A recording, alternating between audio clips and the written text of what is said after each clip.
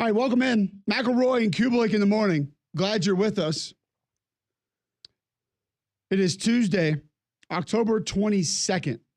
Jocks 94.5, as we are going to continue to recap everything from over the weekend. It was a good one. You had some Monday Night Football last night. Baltimore takes out Tampa. Arizona takes out San Diego. You've got college football tonight. We'll get to a couple of those later in the show today as well. Tweet in at Mac and Cube. You can watch us on YouTube. Search Jocks945. Listen online, jocksfm.com. Got a good show for you today. G-Mac, how are you this morning? Good read and react last night, pal. Good stuff. Really strong. Strong show. Strong stuff.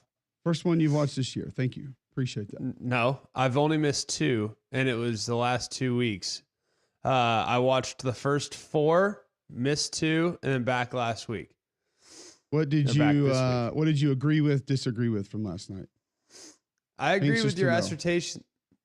And my favorite thing that you guys were discussing, well, Roman gets very wound up about certain things, which I appreciate. And I actually noticed this when I was doing Nation on Saturday. He was wound up about things that hadn't even happened yet. Does he do that with you at all? A little bit, yeah. I mean, I was like, dude, let it happen before you get really angry about it. I'm telling Greg, you know how you look? Like, Greg. Like, I'm telling you. Like, all right, chill, dude. Well, it's like he was coiled and ready to explode at times last night. I really enjoyed your discussion. I think your discussion about the Georgia defense was excellent. I really just enjoyed it. It was good to get his perspective, good to get your perspective. And it's funny because it's not that I'd written that group off, but I had absolutely written off that group and expecting it to look anything like that of the 2021 or 2022 version of Georgia. You know what I mean? Like, I just didn't think they had those kind of cats. And it was just the plays and the ways that you guys just set it up. I just see it. Maybe we've been a little too hard on them. You know, we've fallen victim to that from time to time with Bama and absolutely and great programs. Probably been a little too hard on them though.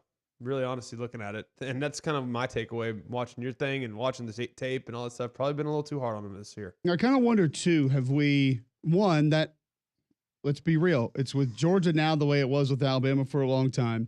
The expectation is probably unrealistic. It's not. We're not going to get the same type of play from certain positions that we got at one point in time. It's just never going to look exactly the same. And then two, I wonder if it took them a little while to just kind of figure out what everybody does best and how to use certain guys. You know, Jalen Walker, we saw him in your game. You had the Kentucky game, and it's kind of like, whoa, this guy he could really get to the quarterback. But then that kind of went away for a minute. And then it was back, obviously, against Texas. So I wonder if it's just taking a little time to figure out, all right, we need to turn this guy loose here. We need to allow this guy to do this because he does it so well. Like Ty Ingram-Dawkins, 93. Yep. It's just taking him a little while to get going, but now, I mean, he's a handful against Texas. He was a problem. And we know Warren Brinson's been great. I was glad you gave him some love because he's been the one guy. I mean, dude, the guy played 60 snaps against Kentucky. Like, I mean, he's been the one guy because they have had some absences. I'm glad that you gave him some love because I think it's really well deserved because I don't think your average SEC fan's super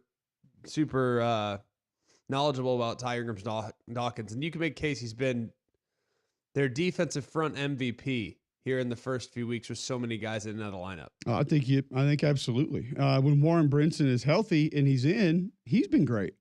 I mean, he's that old school two-gapping, strike and shed. Not a lot you can do with him unless you get a really good double team on him. I mean, it's just that's just kind of that's who he is. So maybe it's just taking a while to figure the personnel out on Georgia's end, but man, the way it looked in that game, it looked different for sure. And Roman had his thoughts on it on a couple of things that they did, and I just immediately when I finished the film, I just thought to myself, those guys just won. They just beat the guys across from them on a consistent basis. It was all one-on-ones. Yeah, and I didn't. It's not that the scheme was bad or anything. I didn't think they went in with some magical potion of new defense and really threw off what Sark wanted to try to do. And then two, I really thought that I think it's a piece of their game plan anyway, any game. But one thing that has seemingly worked really well for Texas this year has been what I call the detachments. You know, the tight ends leaving, the running backs coming in, and then motioning out. And teams have really struggled with that. And they've taken some super high percentage throws. Look at the Texas game, the Michigan game. They hit running back out in the flat to the left. He's one-on-one with a safety, big juke, and he goes for like 30 yards and a touchdown. You look at that, the one 2 weeks ago, the one against Oklahoma, they threw a little ball out in the flat to the right. He's able to turn it upfield. He gets a block. That thing goes for like 30 yards. Georgia didn't let any of those go.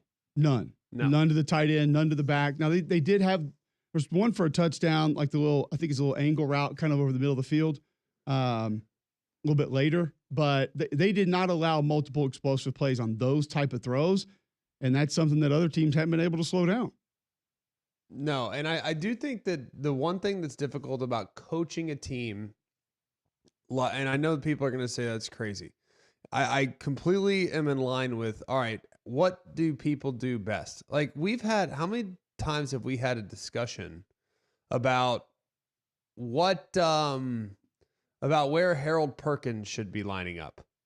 Like Jalen Walker's kind of in that Harold Perkins mold. Like they're trying to get him off the ball. They're trying to get him a little more involved, but he's kind of just best to see ball, get ball, go and get it. You know what I mean? Yeah, like that's kind of where he's at his best. So you kind of need to just make sure that you do whatever you have to do to avoid that. So I just thought when you guys had the little quad box of, and you're bringing and you're showing like pressures and different ways that they attacked, like I just thought it was cool. I mean, and just one play after another. So I just thought it was really well done. And I think, like I said, if there's a takeaway that I have right now, it's that I've probably been unfair in my expectations for Georgia because I don't see the bona fide war daddies up front, like the Jordan Halls, the Jordan Davis. Jordan Davis, excuse me. There's a Jordan Hall up there. There is. The Nas, now, the Nas Stackhouses of the world are good, solid players, but they're not take over the game guys. And you can still be good and excellent defensively if you have 2 take over the game guys as opposed to 6. That's okay. But I really feel like their best players played their best football last week, and I really thought they had a nice plan as well. Here's kind of skipping over to LSU. Here's the weird part about, and I agree with your summary of that 100%, but you have players of similar stature and ability. Why have they been able to turn Whit Weeks loose the way that they have, and we're not able to do something similar with Harold Perkins? And I understand the immediate comeback there may be, well, he doesn't see it the same way.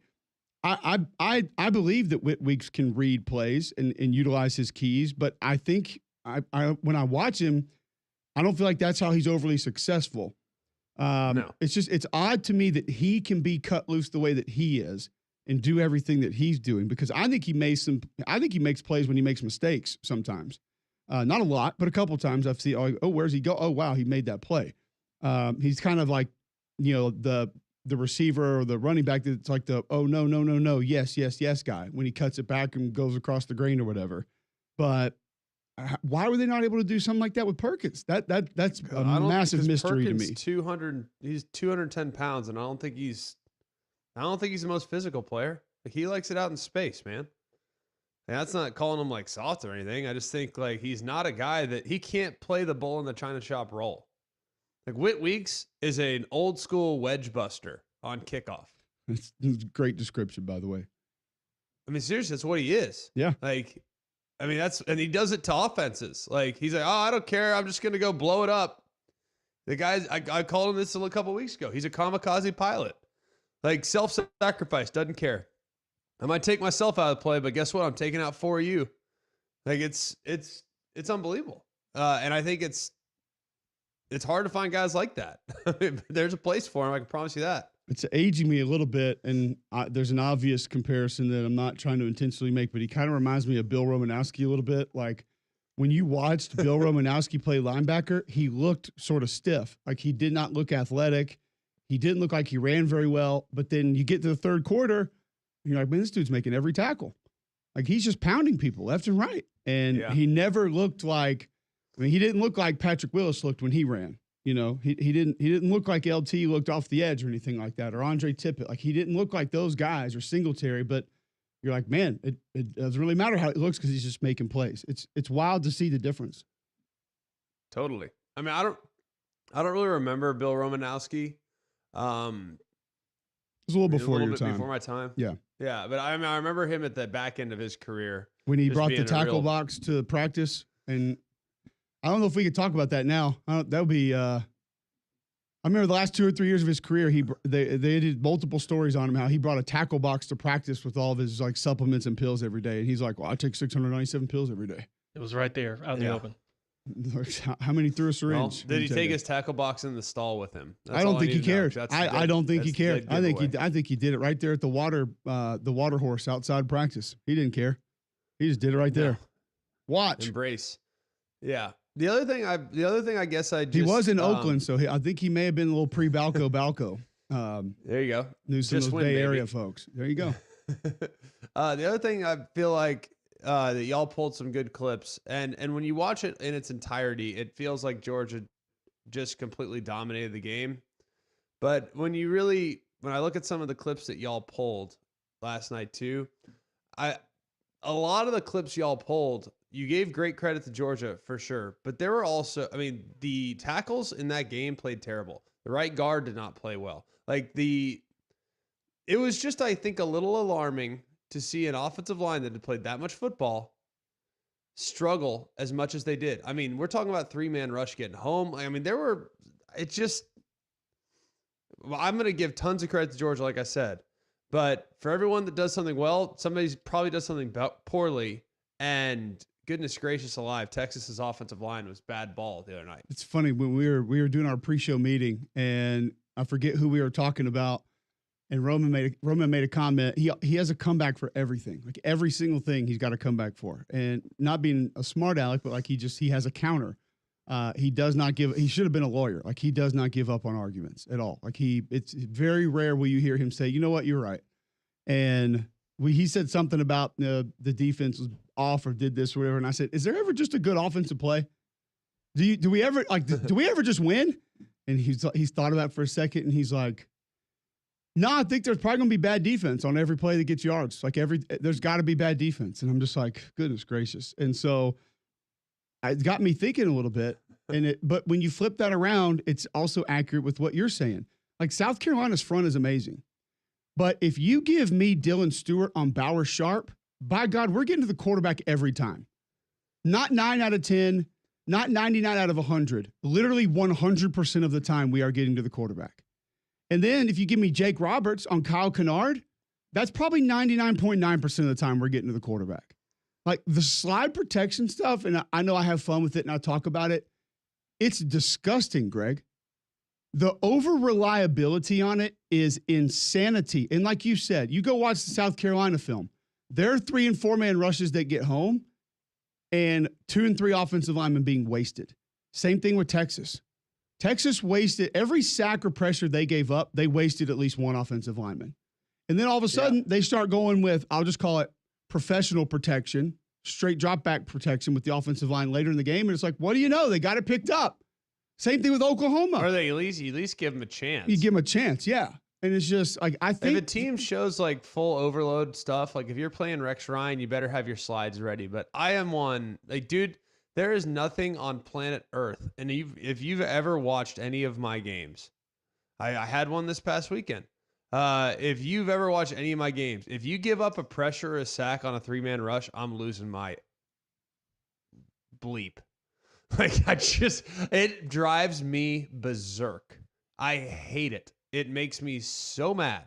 And how many times are we seeing teams slide because they're bluffing a rush, they're bluffing an overload, they go full slide to the field because that's where it's most of the time going to come from, only to see the linebackers drop out. It's a 3-man rush, and now your right tackle's on one-on-one with the D-end when you have 5 guys.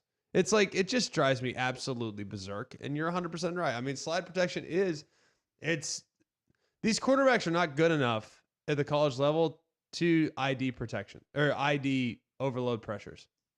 Like they're not good enough. Like, you know who's good at it? Like Tom Brady in year 11. Well, if you saw it in our slide protection segment last night. We didn't have time to like really break all of those down. Alabama motions to empty. They motion the back out. There are 6 men on the line of scrimmage, all ready to tee off. And Greg, they slide that. Now, there's a little bit of a bust with the slide, but you weren't going to get it anyway. And he tries to hold the ball and roll out and throw it. You're not picking that up. You don't have enough bodies literally to pick it up. Like you have to catch that ball and throw that ball immediately, even to have any sort of chance. And there was no route that would even allow that on that play. Now, that's just one play. I'm not saying that makes him a bad quarterback or that makes it a bad offense. But, and again, I'll say it, and you can tell by watching the film, and Greg, you were there, the noise played a major factor in that game. I mean, no question. Greg and I were discussing a play where they literally, the right guard through the left side of the line ran inside zone, and the right tackle is taking a pass set, like a 5-step drop pass set. Like the communication was tough. It had to be, but that's part of it. You got to manage that, deal with that. But when you can't let that back leave, or you have to have your immediate outlet throw if you think you can survive that. Like just the simple numbers game of that is a fail. Texas had one against Georgia, almost exactly what you're describing. It was just a base defense. This was 4 down. The Will linebackers back off the ball, and they slide it into the boundary, and Roman's sitting there. He goes, you got to explain this to me. You have to tell me why they're like, why over there? Why are they going over there? I said, there is literally no threat. Like the corner's not even walked up, and you're thinking corner crash. There is no outside threat at all. And they slide the protection that way. And guess where they beat them? The opposite side. Like I really thought they had a beat on where the backs were going to be in protection somehow. I don't know if it was tendencies. Maybe they just played it straight up and they got it right a lot of times. But it felt like Georgia knew where the back was going to be in protection about 9 out of 10 times. And they went the other direction and got home about 8 out of 10 of those times. It's amazing. The one thing I'll say about the empty protection stuff, just so everybody's aware, and this is in the weeds, so apologize for it. Or maybe I just don't. I'm just done apologizing for getting in the weeds. You listen to this show, you know what's coming, especially on Tuesdays. When it comes to the empty protection stuff, like as a starting quarterback, I know that ball's got to get out. You got 5 to block 6. You got ball's got to get out no matter what. Like, I don't care. You're not going to outrun anybody, not with a guy in a sprinter stance off the line of scrimmage. Like, he's going to get you. I don't care if it's a DN. Like, he's a shark with blood in the water. Like, he knows he's unblocked. Those guys, for whatever reason, run faster under those circumstances. Like, if I ran 4.740 and the DN ran 4.9, he's still catching me. Like, it's just because I don't know why. But what I would say about the empty stuff is that I know I need to have one guy on the end of the line of scrimmage. I need to pick the guy on the left or the guy on the right. I always would prefer to have the guy on the right be unblocked. A lot of guys would prefer the guy on the left to be unblocked because then you can run as a right-handed passer away from the unblocked guy. You got to buy time. You got to drift away. I want to see the guy. I don't want my backside to be unblocked. So I'll slide it left, unblock guy off the right, and I'm going to drift backwards a little bit and shoot a jump shot to buy some time. And if I'm drifting left, my outlet better be left. Do you understand? Like my hot throw better be left. Now, can you throw it back right? 100%. It's just a farther throw, and it's harder because your momentum is moving away from that unblocked guy. And there were a bunch of times where I feel like Jalen, and this has been a problem for a couple of years now, Jalen sometimes snaps the ball without a plan. And that's just not, like, you have to have a plan on every snap. Every snap, there's got to be a plan. The what ifs. It's like a what if checklist on every snap. You walk up to the line of scrimmage, you check the front. Okay, they're playing a 4 down front here. None of their exotics come from 4-man front. Perfect. But you walk up to the line of scrimmage, they got a 3 down front. Like, all right, hang on. This is where my bells and whistles are coming off. Where are my bubble players? All right, who am I putting down? Hey, offensive line, you have number 22 and you have number 45. So the 3 down line, you're blocking 22 and 45. I'm responsible for the rest. We're good to go. If I have a back in the backfield, hey, back, you have this guy over here, number 11, all the way scanned over there to number 27. Well, 27 is their best rusher. Let's not do that. Let's put him over on 11. Hey, left tackle, slide it left. Next, take care of 27. So, like, these are all things. And then, hey, guess what? They bring them all. I'm toast. Where's my best route to get rid of it? Like, I'm done. I'm Right. done. I got to get rid of it. Where's my best route? And if I don't have a good route, dirt it. Live to play another down. You know what I mean? Like, if my guy gets jammed on the last scrimmage, doesn't break out, hey, throw it in the dirt. We're alive. I avoid a hit. I avoided a sack. But the plays that you're talking about, and you talked about last night on Read and React, like, you have full out blitz and you're rolling to your right. You have a comeback and isolation to the right, and like that guy doesn't win. I don't hate the play. It's just, can I not get something that's a little bit more high percentage? Like something that could maybe get me, steal me a couple yards. How about a screen? Like check to a tunnel screen. Check to anything, as opposed to just Caleb Odom working one-on-one against their best corner. Yeah. So that's it. I mean, I just want Jalen to play and to snap the ball with a plan, as opposed to reacting and appearing surprised almost every time he drops back and there's like crazy pressure. You know what I mean? 100%. And that is a little bit out there, but it's awesome stuff too. And I sit down. We take about 10 minutes every Monday, and I say, Roman, teach me coverage. And we'll just go to random plays, and he'll teach me safety rotation and why a corner's doing a certain thing. And I've done the same thing with you. It's why I love doing this show and doing the show with Roman, because I learn things, and working with Jordan, because I learn things that I'm not strong at and I'm trying to be better at. But it's some of these things just feel like very simple solutions. I mean, the first thing I thought of on that play is I was like, where's the quick route? Where's the route to get rid of the football? It just didn't seem like it was there. So this is all getting on the same page with everybody and having an understanding of what to do in certain situations, and that can improve. That's good news for some 100%. But that edge pressure, we talked about that with Auburn a couple weeks ago. You and I were on different sides of it, and because I was like, take the backside guard, and you're like, no, I want to see him. But either way, if we went my way or your way, we had a plan for it, and we knew what was coming, and we knew how to manage it. And that's like you said, it doesn't feel like there's a lot of that at certain points in time with a lot of guys. And guess what? Those that think it's easy, how much football has Carson Beck played? A lot, right? Like, he's played a lot of football. He's been as a fifth-year senior. Like, the guy's been around. First interception of the Bama game. What happened? All-out pressure. Hey, blitz check. He doesn't give it to his Z. He gives it to everybody else. He throws a tunnel screen. The Z's running a go. It's intercepted by Damani Jackson. I'm talking about a fifth-year senior that's played a lot of football. Like, guess what? It happens.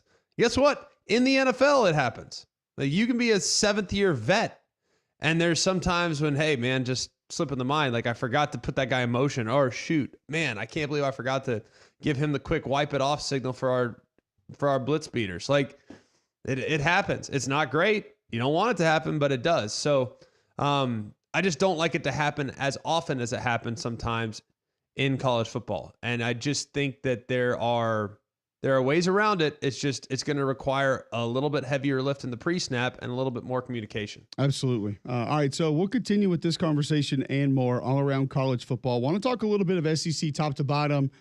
If you were to rank them, where would they be? Who do you think right now is going to end up in the SEC championship game? We can talk those things.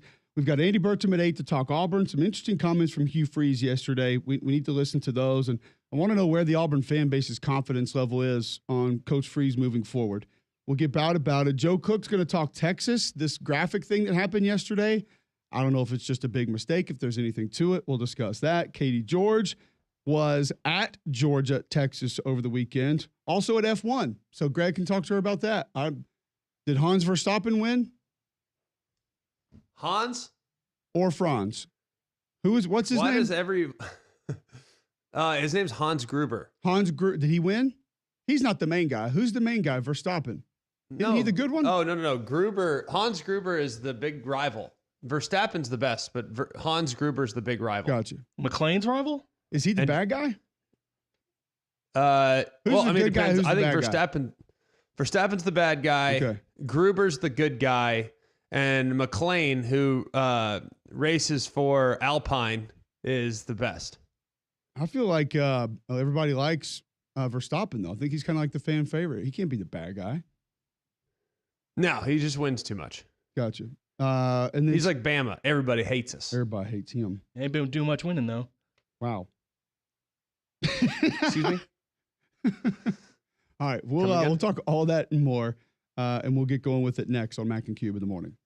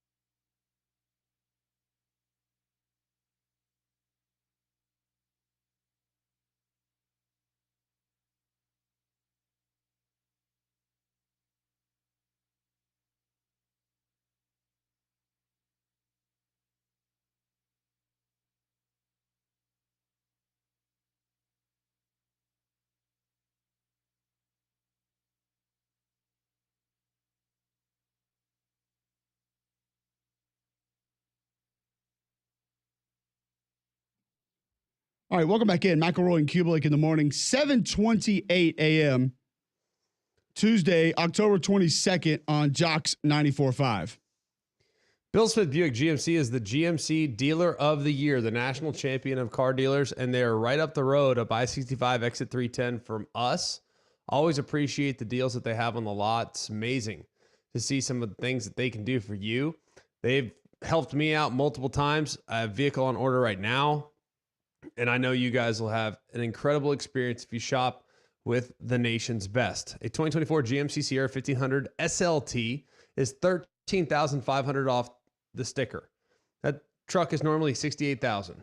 You can get it for under $55,000 at $54,360. It's deals like that that keep people coming back. That's why 75% of their business repeat customers, because you have a better experience when you shop with Bill Smith. Take the short drive up to Coleman. You'll be glad you did. You can also shop online. Have it delivered right to your driveway at BillSmithBuickGMC.com. All right, so let's continue talking some college football. I mentioned Hugh Freeze some interesting comments yesterday. He was asked, kind of just talking about playing not to lose, and referenced it like this. But I do think we still play not to lose instead of, man, let's play to win. And truthfully, we probably are coaching that way some too. I feel the pressure of those calls of not being free to do what I've done for years, and oh man, we could screw this up, or we could not execute this correctly, and so those are all feelings that are real and legitimate, and probably have an effect on us not finishing games really well. Man, that's a dangerous place for a play caller to live, GMAC, of not really having full buy-in of your own guys when you're trying to design what they can and can't do. Yeah, it's not good. And at this point of the season, I mean, you would think off a bye week, all this other stuff, you would have some of those things figured out. That's troubling. I mean, I went back and watched the Auburn tape again yesterday just to reinforce my thoughts. And defensively, I thought they played their tail off on defense. I don't know how you felt about it. Like, to me, that's a trick. I know that there's a good percentage of the game in which the backup quarterback who has some ineptitudes was out. But I feel like there was a lot to like about what I saw from the defense. I thought they applied a lot of pressure. They gave it decent rush. But it is hard sometimes to watch the offense and feel great about the confidence level across the board. It just looks like, but you know what? When there's been finger pointing and things like that, it's understandable. You know what I mean? Like, how can you have confidence when there's been a lot of finger pointing and seemingly a lot of infighting this season? So it's hard to blame them, but the offensive performance, man, there were a lot of plays left on the field on Saturday, and it was really disappointing. Yeah, it was tough to watch, and I thought the front played a little bit better. I thought the front seven specifically, with what they were asked to do, when they were asked to do it, you got good flashes from guys that have maybe disappeared for a while. Like Isaiah Rakes flashed a little bit. Jones flashed a little bit up front. 15, Keldrick Falk had a really nice game. When Asante was asked to pressure, I felt like he got home. He did a good job blitzing, and Mousy was all over the place, played a good game. I've got my one or two issues in the secondary. Outside that, I'm with you on Auburn's defense, and you give up that long drive late. It's tough, but it's part of it. You had a lot of other opportunities. The one thing, you get the sack early on that drive, right? You get the sack early. You got them off schedule. You give them back. You're in 4th and 5. All right. You have a quarterback that's not mobile right now, who, by the way, on that play drifted to his left, anticipating all-out pressure. We didn't just talk about that or anything, but I don't love, and look, hindsight's 2020. You gotta do what you gotta do. And DJ is the last person that I'm gonna blame for the performance. I thought they had a pretty good day, but I would not have gone all out pressure there. It's easy to say, hey, hindsight's 2020, but you give an easy completion on 4th and 5. Hey, if it's 4th and 20, sure, all out pressure, and I'll force the ball out of the quarterback's hand. But I'd rather rush 3, drop 8. And maybe one of my disruptives up front can get home, because this guy can't move very well right now. And I need to make sure that these wide receivers are accounted for. But putting a safety on Luther Burden on a gotta have it situation, I don't love it. But other than that, man, I mean, it's a pretty good performance. Absolutely. Okay, we'll continue talking Auburn Hugh Freeze throughout the rest of the show. We've got Andy Burcham coming up at 8 a.m., so we'll go right back to Auburn after our top 3 next, right here on Jocks 94.5.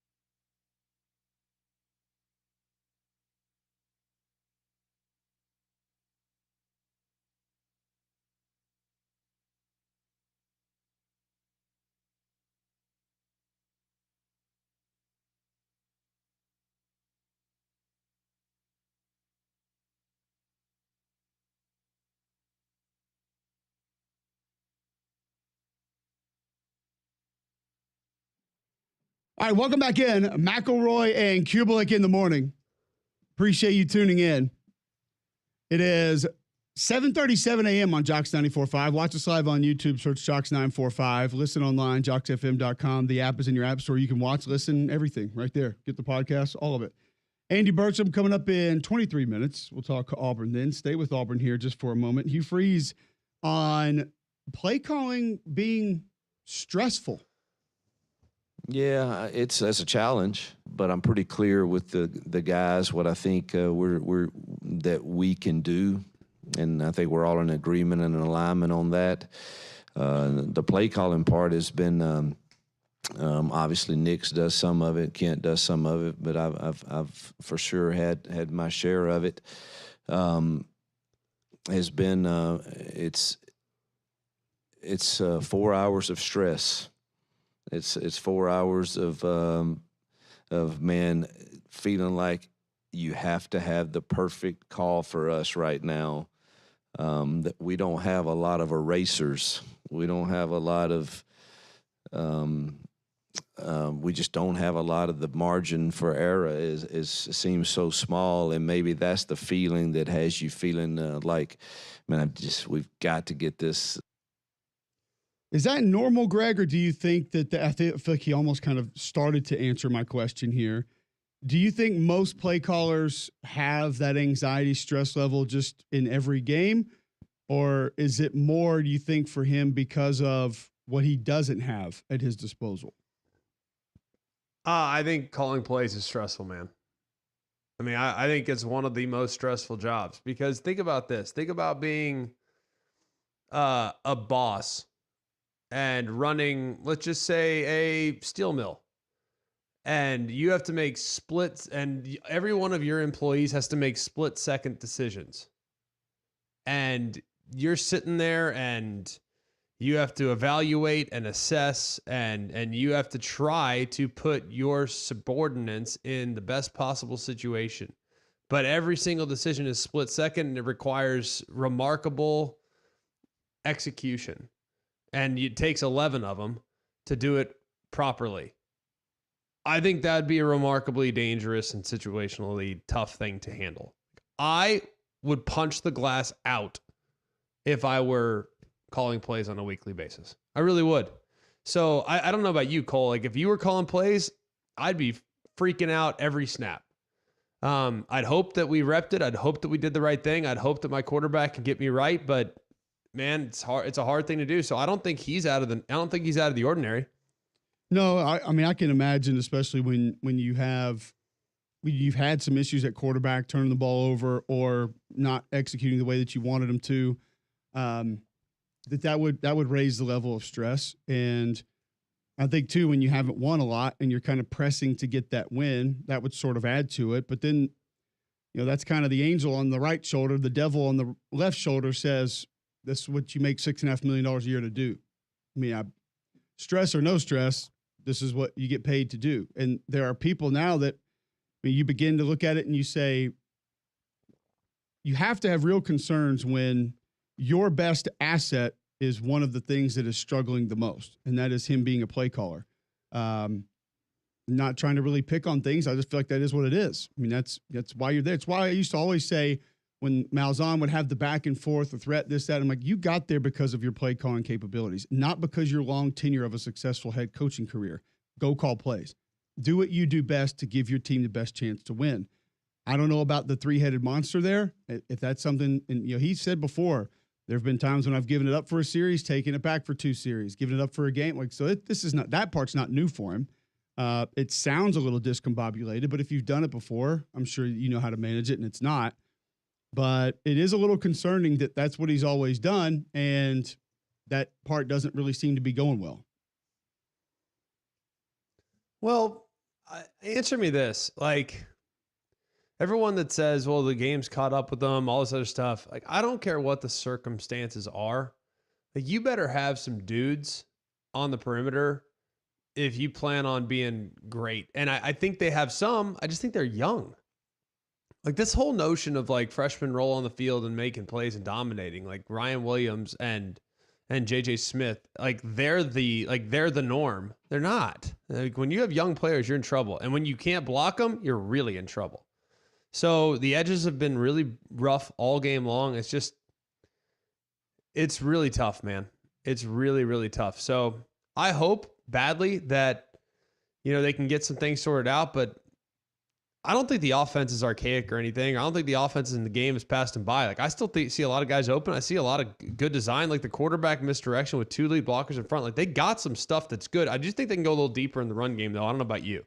No, and I liked what they did in the run game this past week. Some of the 2-back stuff, some of the inverted bone looks and veer looks that they gave. I mean, some of that stuff was really cool. They got yards on it. I mean, it was working. It was going. And the one issue I had with it is it felt like they ran those group of plays and then they'd get back to the old offense. And then you went and ran some of those groups of plays as opposed to just building off of those plays for the majority of the game. It felt like it was almost 2 different offenses being run, and one in the run game with some of the new stuff, and then, we got to go back to our traditional stuff and try to find a way to make that work. That was a little frustrating for me. But, some of that also dictated by what the defense is doing, where you are in the game, things like that.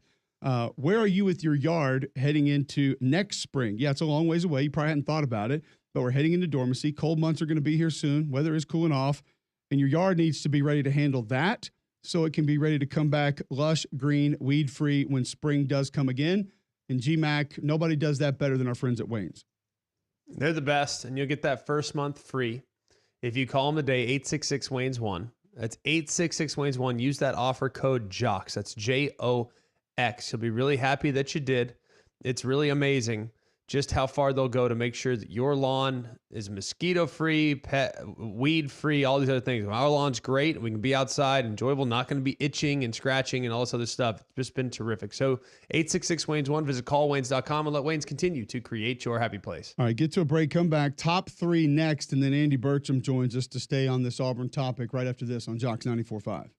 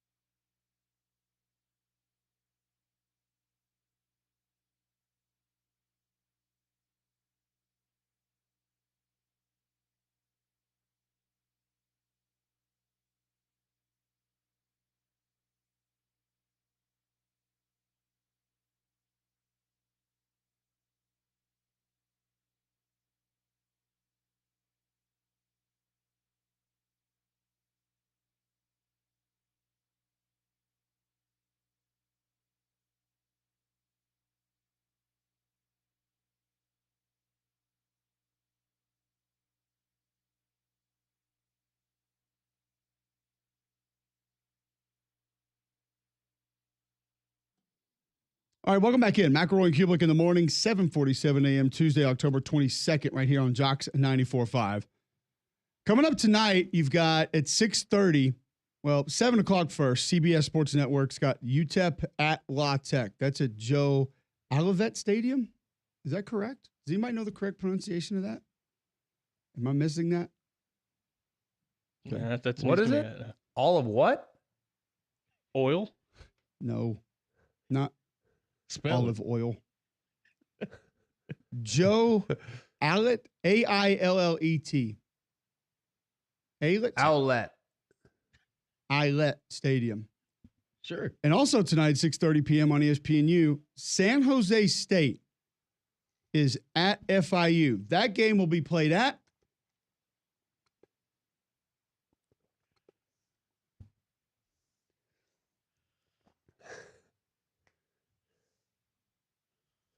Pitbull Stadium. Yes, you have to say it because that's the name of the stadium. Literally the name. It's Yeah. not for fun. on old Timber Tuesday, I see. That's where they play. Until I get some hotel room service. If we decide that it's Timber Tuesday, Tuesday might no longer be the 17th. Oh, okay. Oh, this is what gets might it. have caught This that. is what ruins it. Okay. I They did not might have know caught this that This is Ellie. what got you They going. might have cut that Ellie up to the 6th seed, and Wednesday then becomes Wow, the okay. 7th seed. It's almost like he's having the time of our lives. Wow. We do have 2 college football games tonight, so get ready for that. All right, let's roll. We're going to move to our top 3 in just a moment. But, Greg, if you're looking to move out of your house, who should you call? B. Crocker Moving Services. Look, these guys are great. They've been at our house multiple times. These are pros. They come out. They're everyone's background checked. They're licensed, so you know that you have really high quality, high character individuals that are moving things from one place to the other. So you can trust them. It gave me great peace of mind. That's why I've used them multiple times. So call them today for a free quote. The website is crockermovingservices.com. That's crockermovingservices.com. Eric Crocker, their owner, is an Iraq War veteran. So support your veterans by choosing Crocker Moving Services for your next move. All right, top 3 of the day. It's NFL-related Monday and Tuesday. Damian, what do you have for us today? These are the 3 things you need to know from the NFL weekend. Number 1, we'll start at the top. Tua Tagovailoa will be returning this week. This week, he's going to be active or trying to be? He'll be trying Like to be. He'll real be active or Cam Rising active? He said he's not wearing a Guardian cap. How we feel about that? I'm not overly concerned. That doesn't really change my opinion on anything. I hope that he's gone above and beyond having discussions with people to truly have the idea that he's ready to play football Say again. he's ready to go, man. And how about your Pittsburgh Steelers proving that Aaron Rodgers, it wasn't Devontae Adams you were missing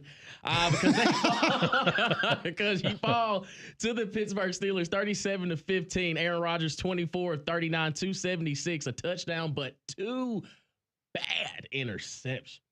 Well, But shout out to Breece Hall for my fantasy team.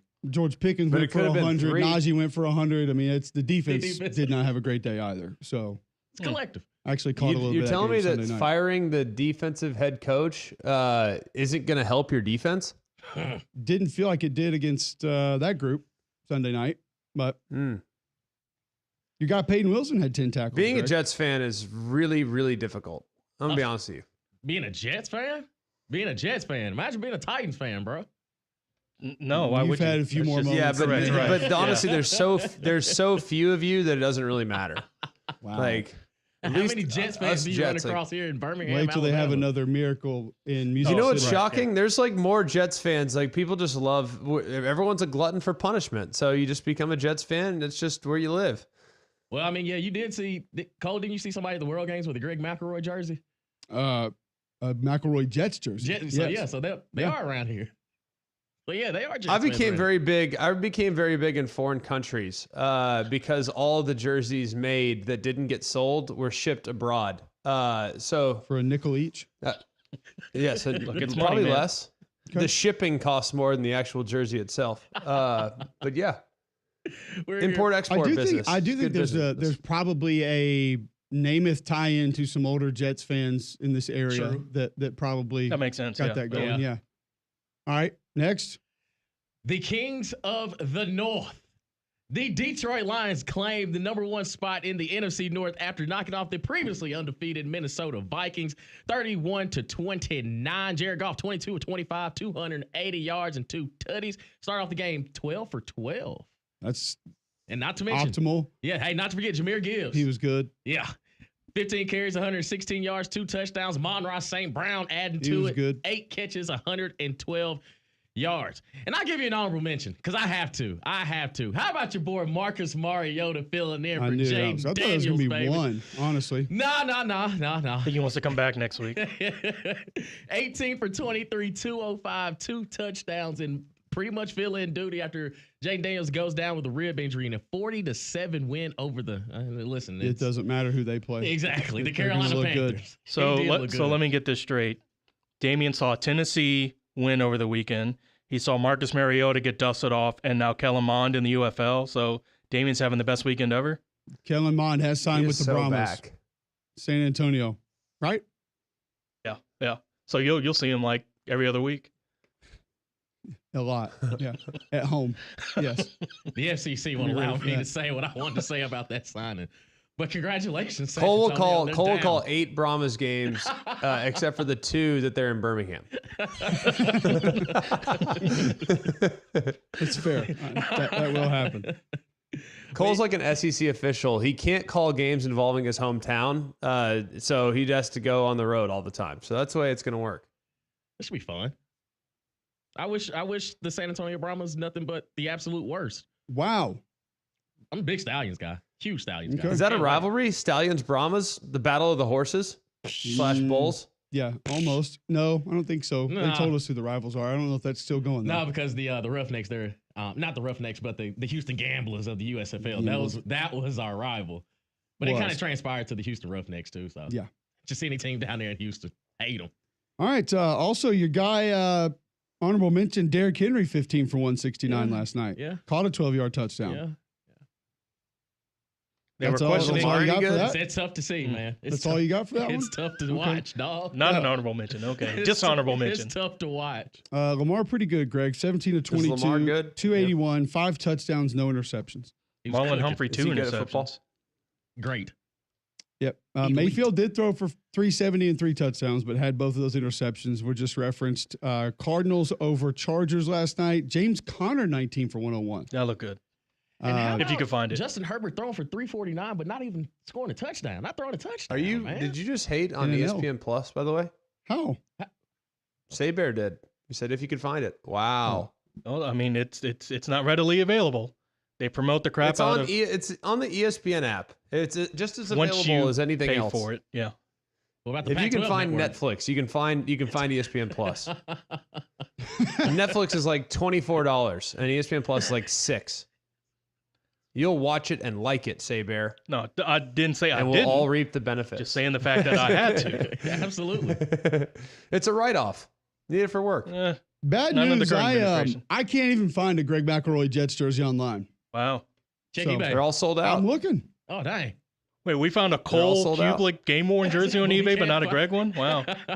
The search will continue during the break. They went overseas. That's right. See if we can find one of those and that can happen. Yeah, you need to change your eBay location to Slovakia, and you'll find Ah. some. Get that done here in just a moment. All right. Appreciate the top 3. When we come back, we'll continue talking Auburn. Andy Burcham, voice of the Auburn Tigers, gives us the temperature of this football team when we return on Jocks 94.5.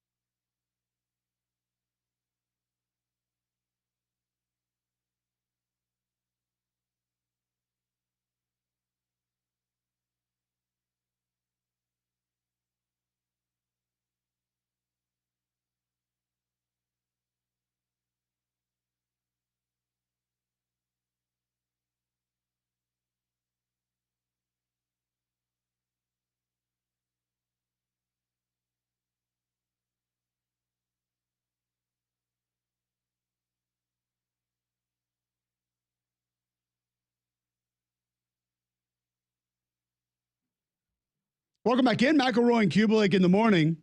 It is 8 a.m., Tuesday, October 22nd on Jocks 94.5. Hour number 2 underway. He joins us each and every week to talk Auburn athletics. It is the voice of the Auburn Tigers, Andy Burcham, and he joins us thanks to our friends at Craneworks. Lift it, load it, grade it, grind it, move it, haul it, rig it, dig it, Craneworks, Rentalworks, yeah! The big dog's got it. The voice of the Auburn Tigers, Andy Burcham, on Mac and Cube in the morning is brought to you by Craneworks. Lifted, buy and rented, the big dog's got it. Now, Andy Burcham. Andy, always great to have you in. And just want to get your thoughts of the vibe in the stadium there late. Auburn has the lead, an opportunity to get that game. What were you seeing? What were you observing? Why do you ultimately think that it went the opposite direction? I think a couple things, Cole. One, when Auburn had an opportunity at the Missouri 38 and really had an opportunity, I don't know, maybe put the game away. It certainly had the momentum, and it went backwards, and then punted it to the 5-yard line. And by this time, Brady Cook was also back in the ball game. And when he came back from the hospital, which is a remarkable story, it's good that hospital is basically just catty corner from Faurot Field there in Columbia. But when he came back and started warming up, you could sense a vibe in that stadium. And when he came back in the ball game, that big crowd responded, and then so did he and Missouri, and they went on the 18-play drive to win the ball game. And he was an enormous difference for Missouri, especially in the fourth quarter of that game. He led them on 2 drives, including the game-winning drive that was 18 plays, and he kept the drive alive a couple times, and hats off to him. He made a huge difference. But Auburn and we talked about this in weeks past, was just unable to put the game away.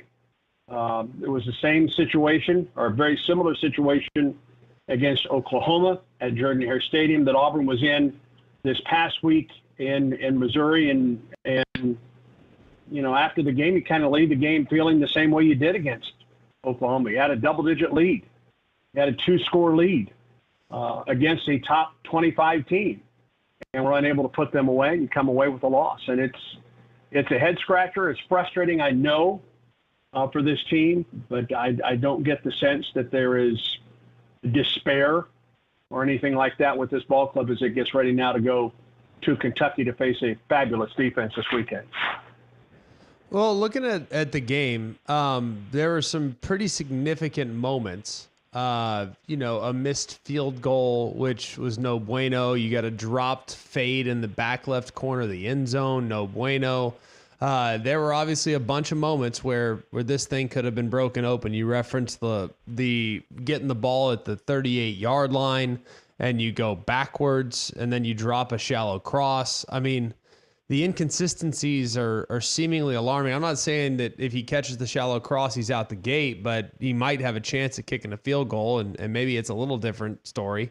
But either way, if you were to kind of sum up where this team is going, how do you feel about how the defense is playing and the offense is playing? Because it feels to me like the arrow's kind of pointing up in both cases, but I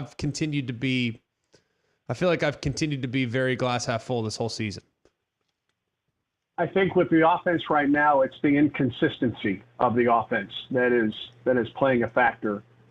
Part of that may be the fact up front, and I think Auburn will make a change this week that we actually saw it in the game at Missouri at left tackle, with Dylan Wade moving from left guard to left tackle in that game. And I expect that he will start at left tackle for Percy Lewis at Kentucky this week, and Braden Joyner as a result will get the start at left guard. I think that's one move that the offense makes.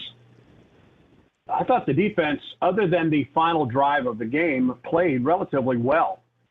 Put a lot of pressure, even on Brady Cook at quarterback. But that 18-play drive at the end of the ball game, as Coach Freeze mentioned yesterday at his press conference, he mentioned on Tiger Talk last night on Jocks as well. I think that defense was just gassed by the end of the game.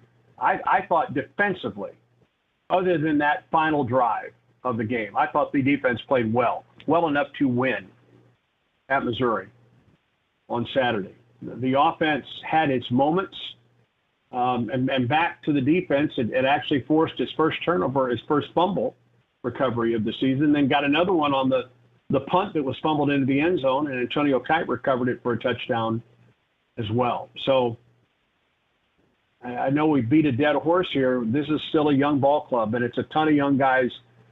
I think the number we're seeing right now is there are more freshmen. The freshman minutes on defense leads the country right now for Auburn.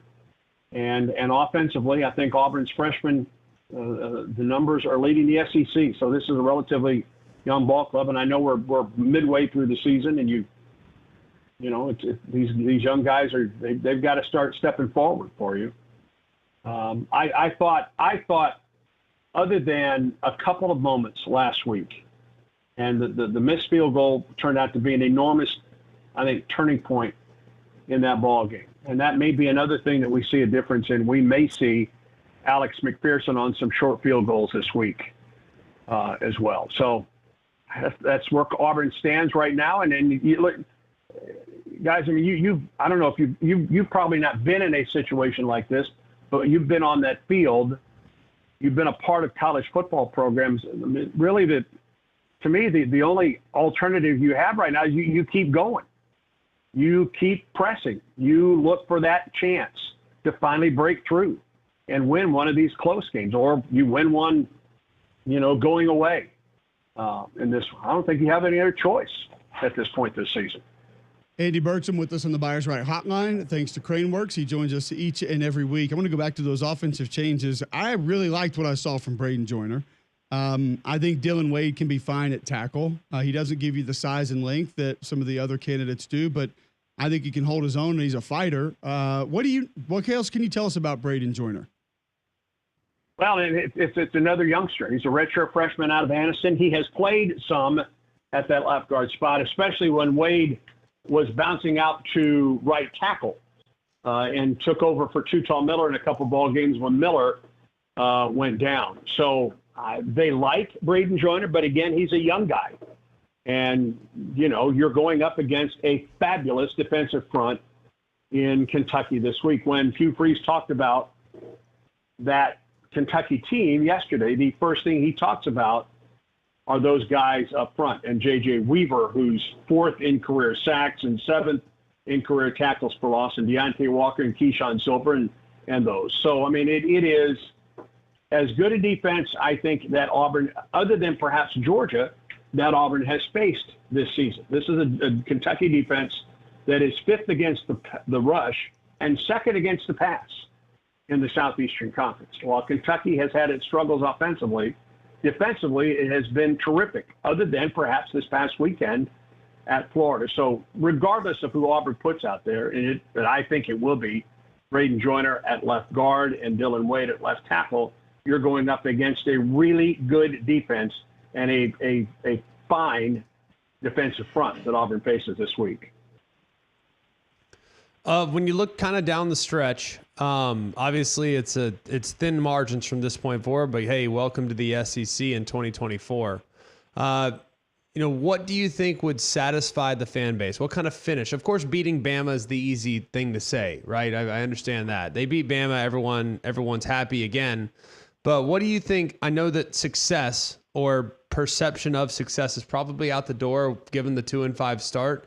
But what do you think the Auburn fan base wants to see from this group as they put a bow on the 24 season?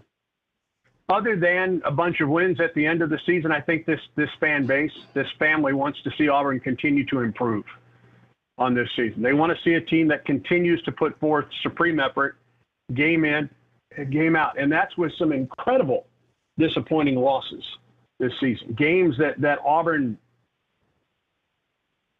should have won this season. I think Auburn, and listen, at some point you got to break through and win one of these games. And that's the first thing I think that needs to happen is however it happens, whether it's on a magical play or you just go out and you just finally beat a team in all 4 quarters of a football, that needs to happen for this ball club. And I think once it does, when it does, you start to build some confidence back with this ball club right now. Confidence, I think, is a key factor at this point. I mean, you've been there against Arkansas. You've been there against Cal. You've certainly been there against Oklahoma and last week against Missouri. And you've come up empty in all 4 of those games. I don't think you can say that about the Georgia game. So at some point, some way, and exactly how it happens, guys, I don't know. You've got to find a way to break through and win one of these ball games. And I think when that happens, and I think it will, I think when that happens, you start to gain some confidence back, and perhaps you can build some momentum. And also remember this: after this week, Auburn's home for the next 3 ball games before closing the year in Tuscaloosa. So you're at least back home after this week. You get a win this week at Kentucky, and it will be very tough to do that because Kentucky's kind of in the same boat as Auburn.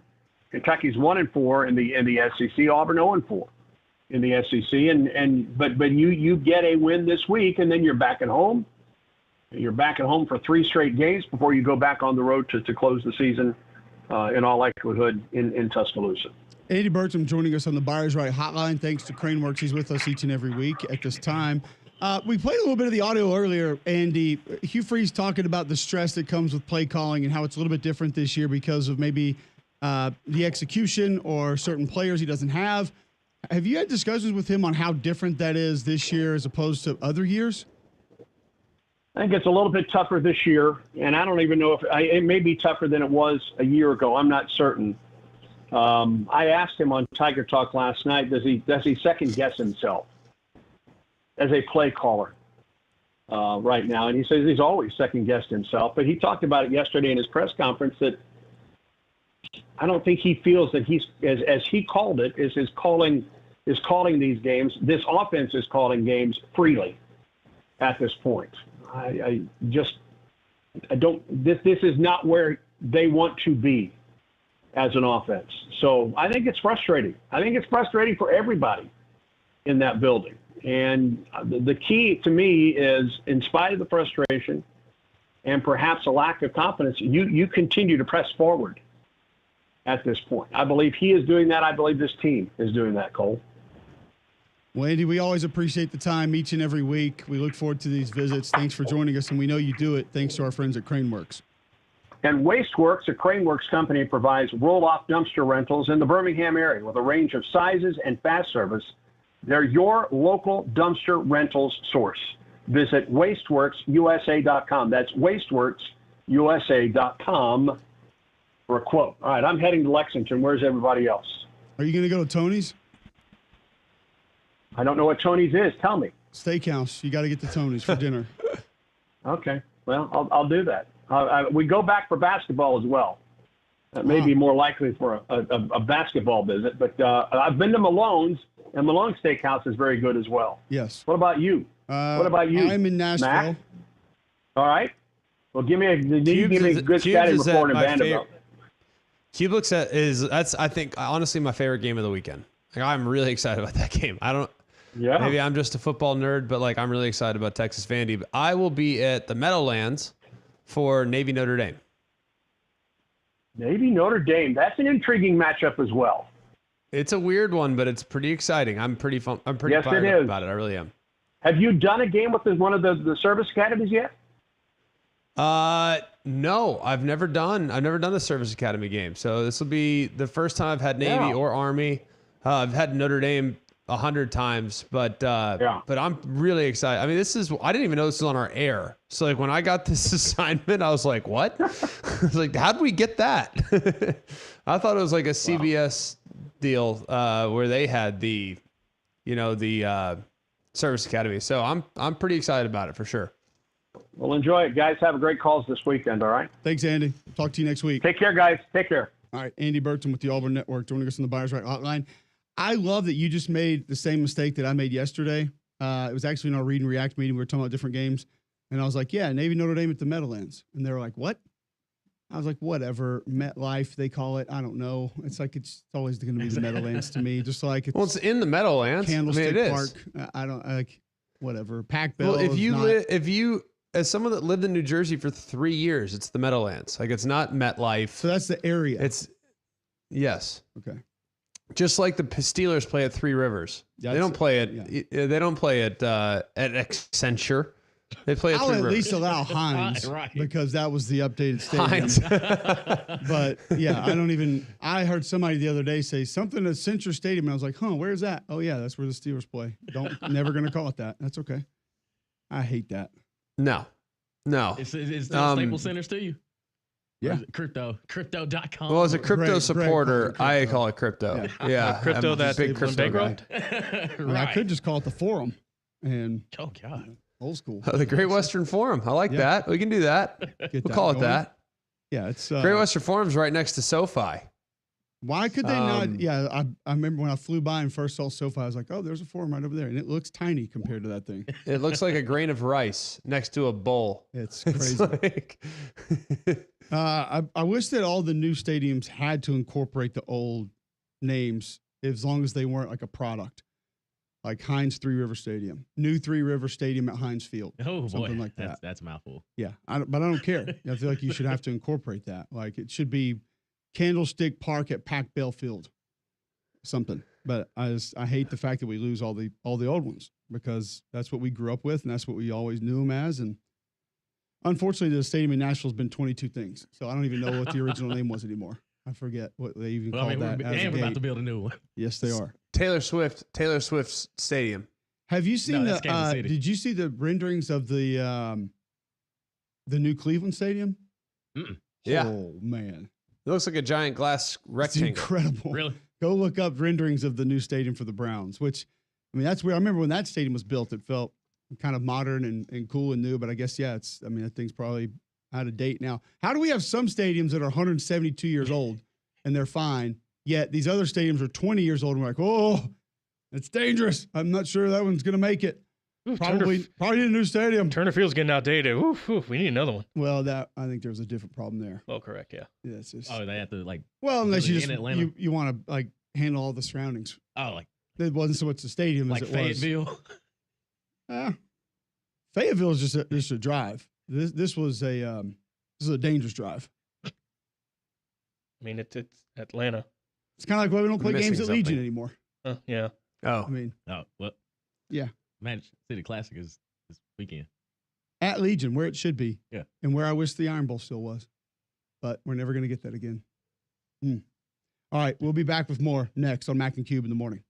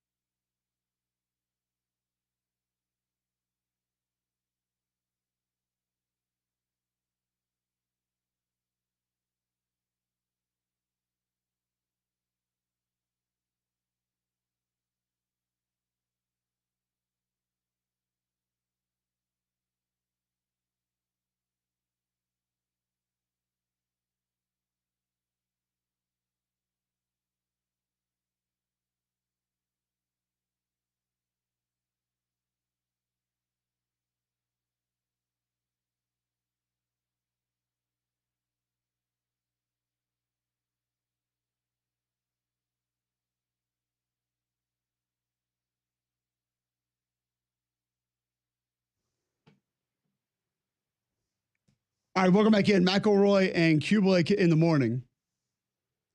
It is Tuesday, October 22nd, 8:21 a.m. right here on Jocks 94.5. You brought it up a moment ago, Greg. Vandy, Texas. You have interest in this game. What sticks out to you on this one? Well, I do think that Texas is a very sound defense, and I would anticipate them not falling victim to the eye violations as much as Alabama and as some of the teams that Vandy's faced up to this point, like Virginia Tech fell victim to those. Vandy's going to create some problems, but the quarterback run game is going to get you an extra hat every single time in the run game. So that's something that I think you got to be real mindful of. And Vandy will kind of rock you to sleep. You get those safeties too involved, and you'll throw it over your head. I think Texas defense is really good. I think they're really, really good. But I think this Vandy team is super dangerous. And you catch them on the wrong day, as everyone's kind of found out. Kentucky's found out. Bama's found out. Virginia Tech's found out. You catch them on the wrong day. I mean, those are 3 really, really good wins. I know you're going to say, well, Kentucky's not. On the road at Kentucky the week after you beat Bama, yeah, that's a good win. So I think you're going to have to be real careful with this team if you're Texas, and you got to make sure that there is no hangover whatsoever. You better come out popping and playing well and getting the ball out of Quinn Ewers' hands fast and getting them feeling comfortable about what they're doing. Well, and the other part, too, is I would imagine that Clark Lee, Tim Beck go into this game with the same mindset of we don't want that offense to have the ball very much. We're going to try to control the clock. And if you can continue to be as successful on third down as you were against Alabama and against a few other teams, that could be a problem. Now, I am a little more concerned with Vanderbilt's defense in this game. Watched them against Ball State last week, and that was an offense that there was a lot of read plays, a lot of sort of manipulation with the eyes. They had some Wildcat stuff they threw in, and they didn't see it very well. Well, we know in a little bit of a different way, not so much with quarterback run, Texas is going to give you a lot of that stuff. And Texas has some juice on the perimeter where if they hit some of those quick throws, they can turn them into explosives in a hurry. So I actually feel less confident about this Vanderbilt defense against this team that I have in some of the other games that they've played this year. But if you can maintain possession, move the ball, continue to move the sticks, then you're going to have opportunities to potentially do something special again. And they got the guy to do it. I mean, the offense didn't look bad. I know the score, people would see it and say, oh, man, they must have fallen off the map, and that's old Vanderbilt. The offense wasn't terrible. They didn't have a lot of explosive plays, but they kind of did what they did. And I thought Pavia was fine. You know, he had the knee against Kentucky. Last week? Correct, yes. Oh, who cares? It's a sandwich game between Bama, Kentucky, and Texas. Like, I mean, I'm not trying to... Let's just be real. Get out and survive.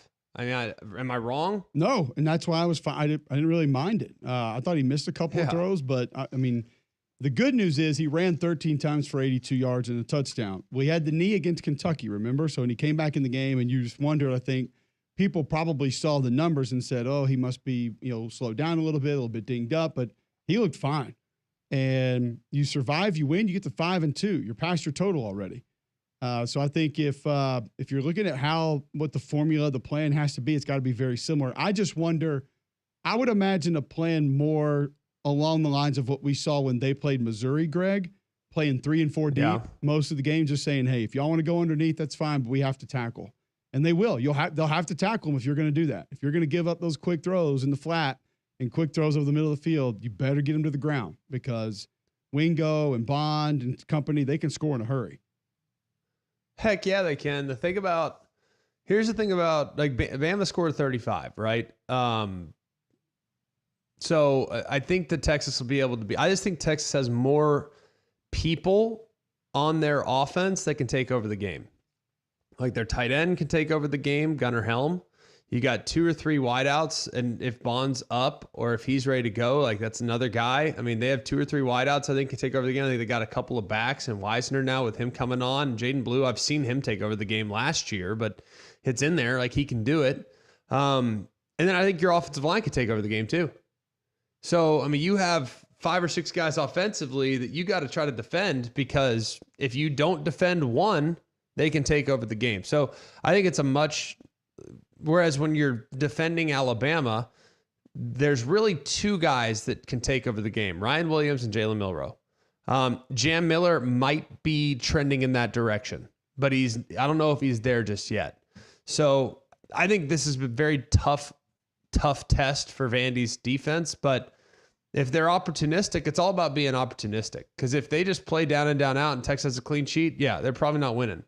But it's probably going to be really important for them to force a couple of things and force a couple turnovers and harass Quinn Ewers. That's just one other game coming up this weekend that has our attention. We've got plenty more to discuss and plenty of days to discuss it. So I want to spend a little bit more time kind of looking back on what we had from a week ago. We have yet to get Bout It on the show today. We'll go to a break and do that on the other side where we celebrate individual greatness, regardless of the score of the game. Before we do that, G-Mac, tell our listeners about Bromberg's. Well, Bromberg's has been doing an amazing job in this community for 200 years, nearly. They continue to make it great for everyone that walks into one of their two stores.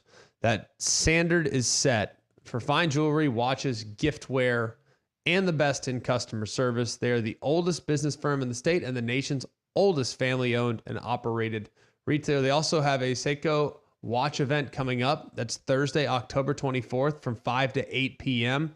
at the Mountain Brook store. So you got the Japanese wine tasting, small bites while discovering Seiko's finest timepieces, including new and limited edition watches. Please RSVP with your sales associate or contact at brombergs.com. So go check them out in Mountain Brook Village in the Summit and check out that Seiko event. That's Thursday, October 24th from 5 to 8 p.m. at the Mountain Brook store. All right, we'll get about it next on Mac and Cube in the morning.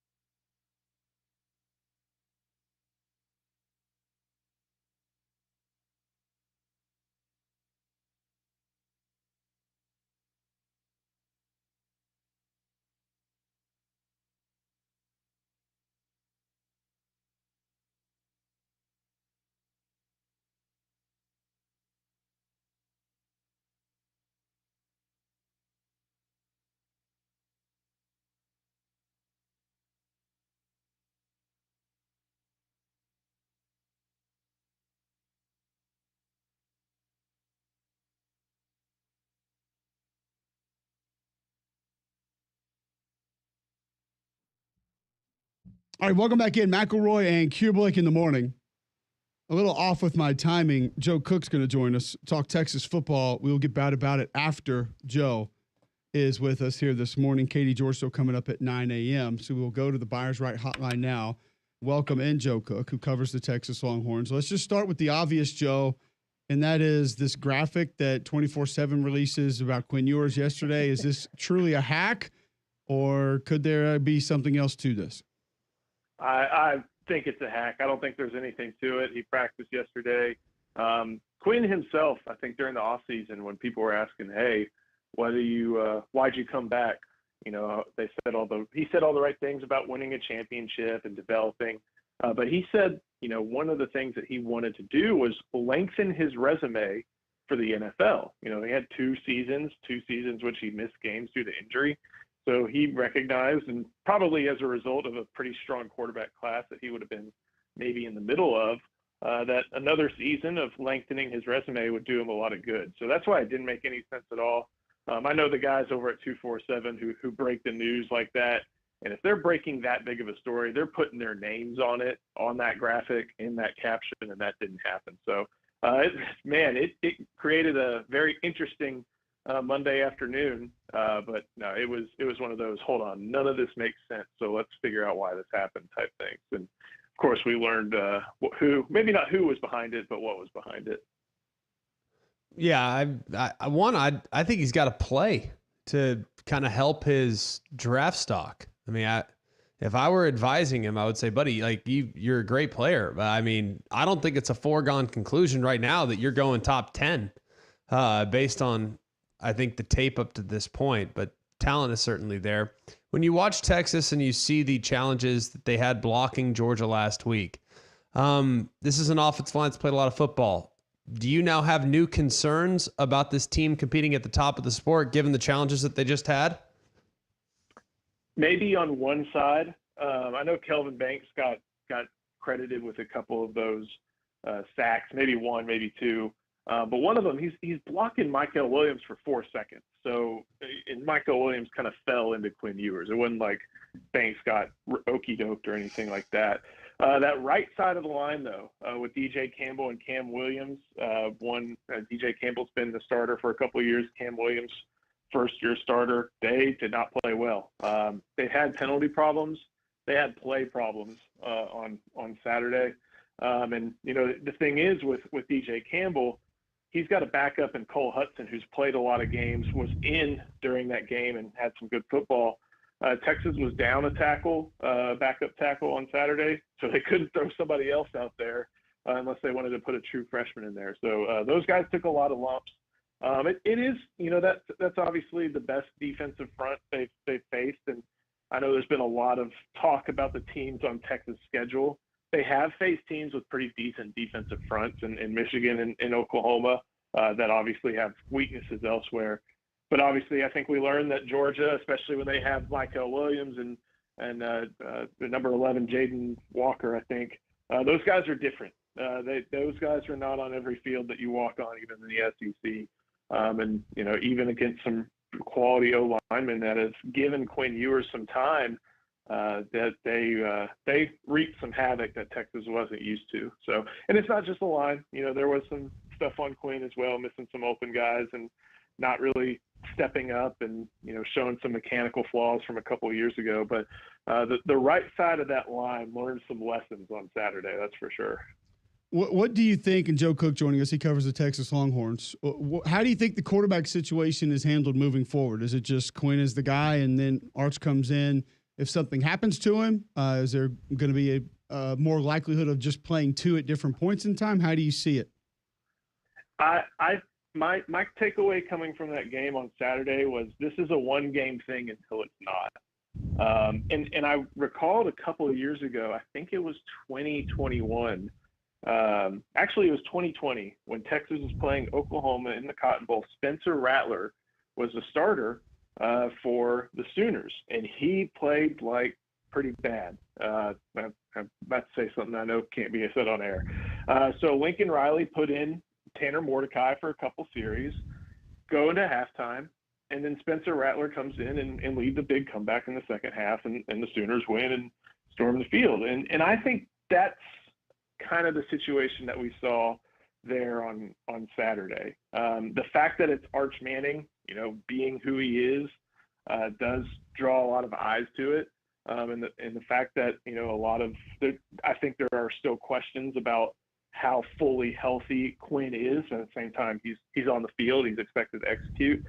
That's all to say. I think it's a one-game thing until it's not.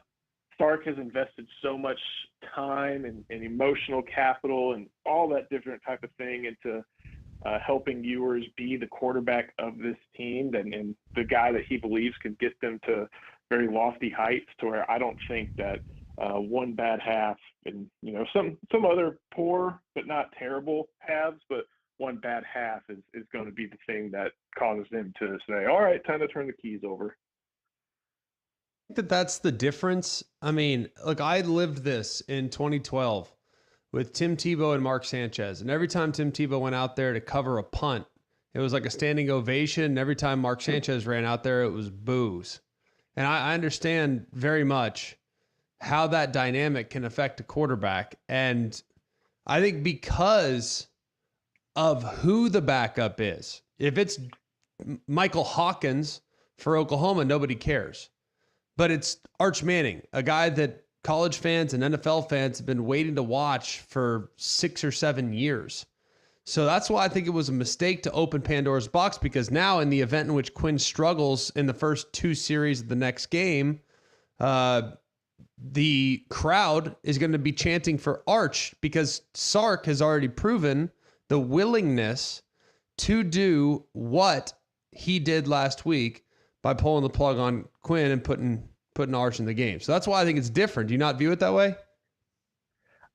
I see exactly where you're coming from, but I think with the way Sark is approaching it, he is approaching it like it's, Jim Smith at backup quarterback, because if he lets that emotional and, the crowd and the last name and all that influence him, then I think it's almost a disservice to the team. I know exactly where you're coming from, but I think that if he gives credence to like Arch being who he is, what does that say about how he's treating Quinn? Quinn was, granted, Quinn doesn't come from the same football family, but Quinn was just as highly touted as Arch as well. And so that means he gets thrown to the side because of last name status. And not to say, we're all human.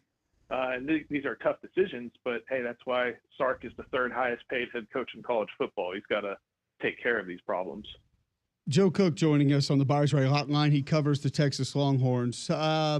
Other health concerns heading into Vanderbilt. Andrew McCuba at safety. I know probably one. Everybody else feeling pretty good coming off the Georgia game?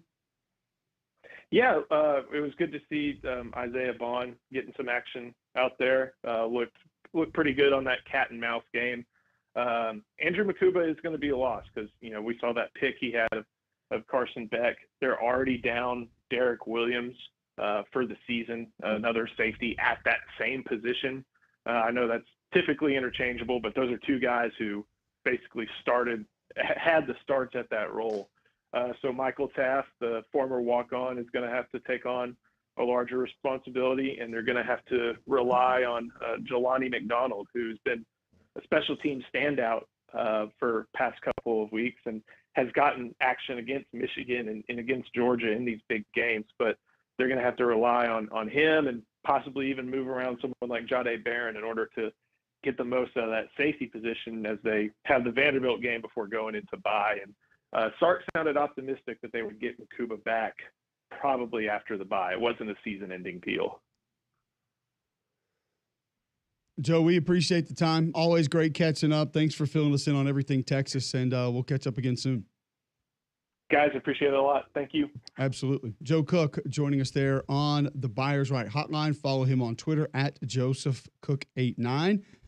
Find his work at Inside Texas on 3 Network for the Texas Longhorns. So you look at that game, G-Mac, and specifically with a safety out and a secondary that's dinged up, you wouldn't think that it's not that Diego Pavia is going to air it out. It's just that they're going to do so much out on the perimeter, so much in the alley, outside the C gap, that safeties are a big part of defending that offense.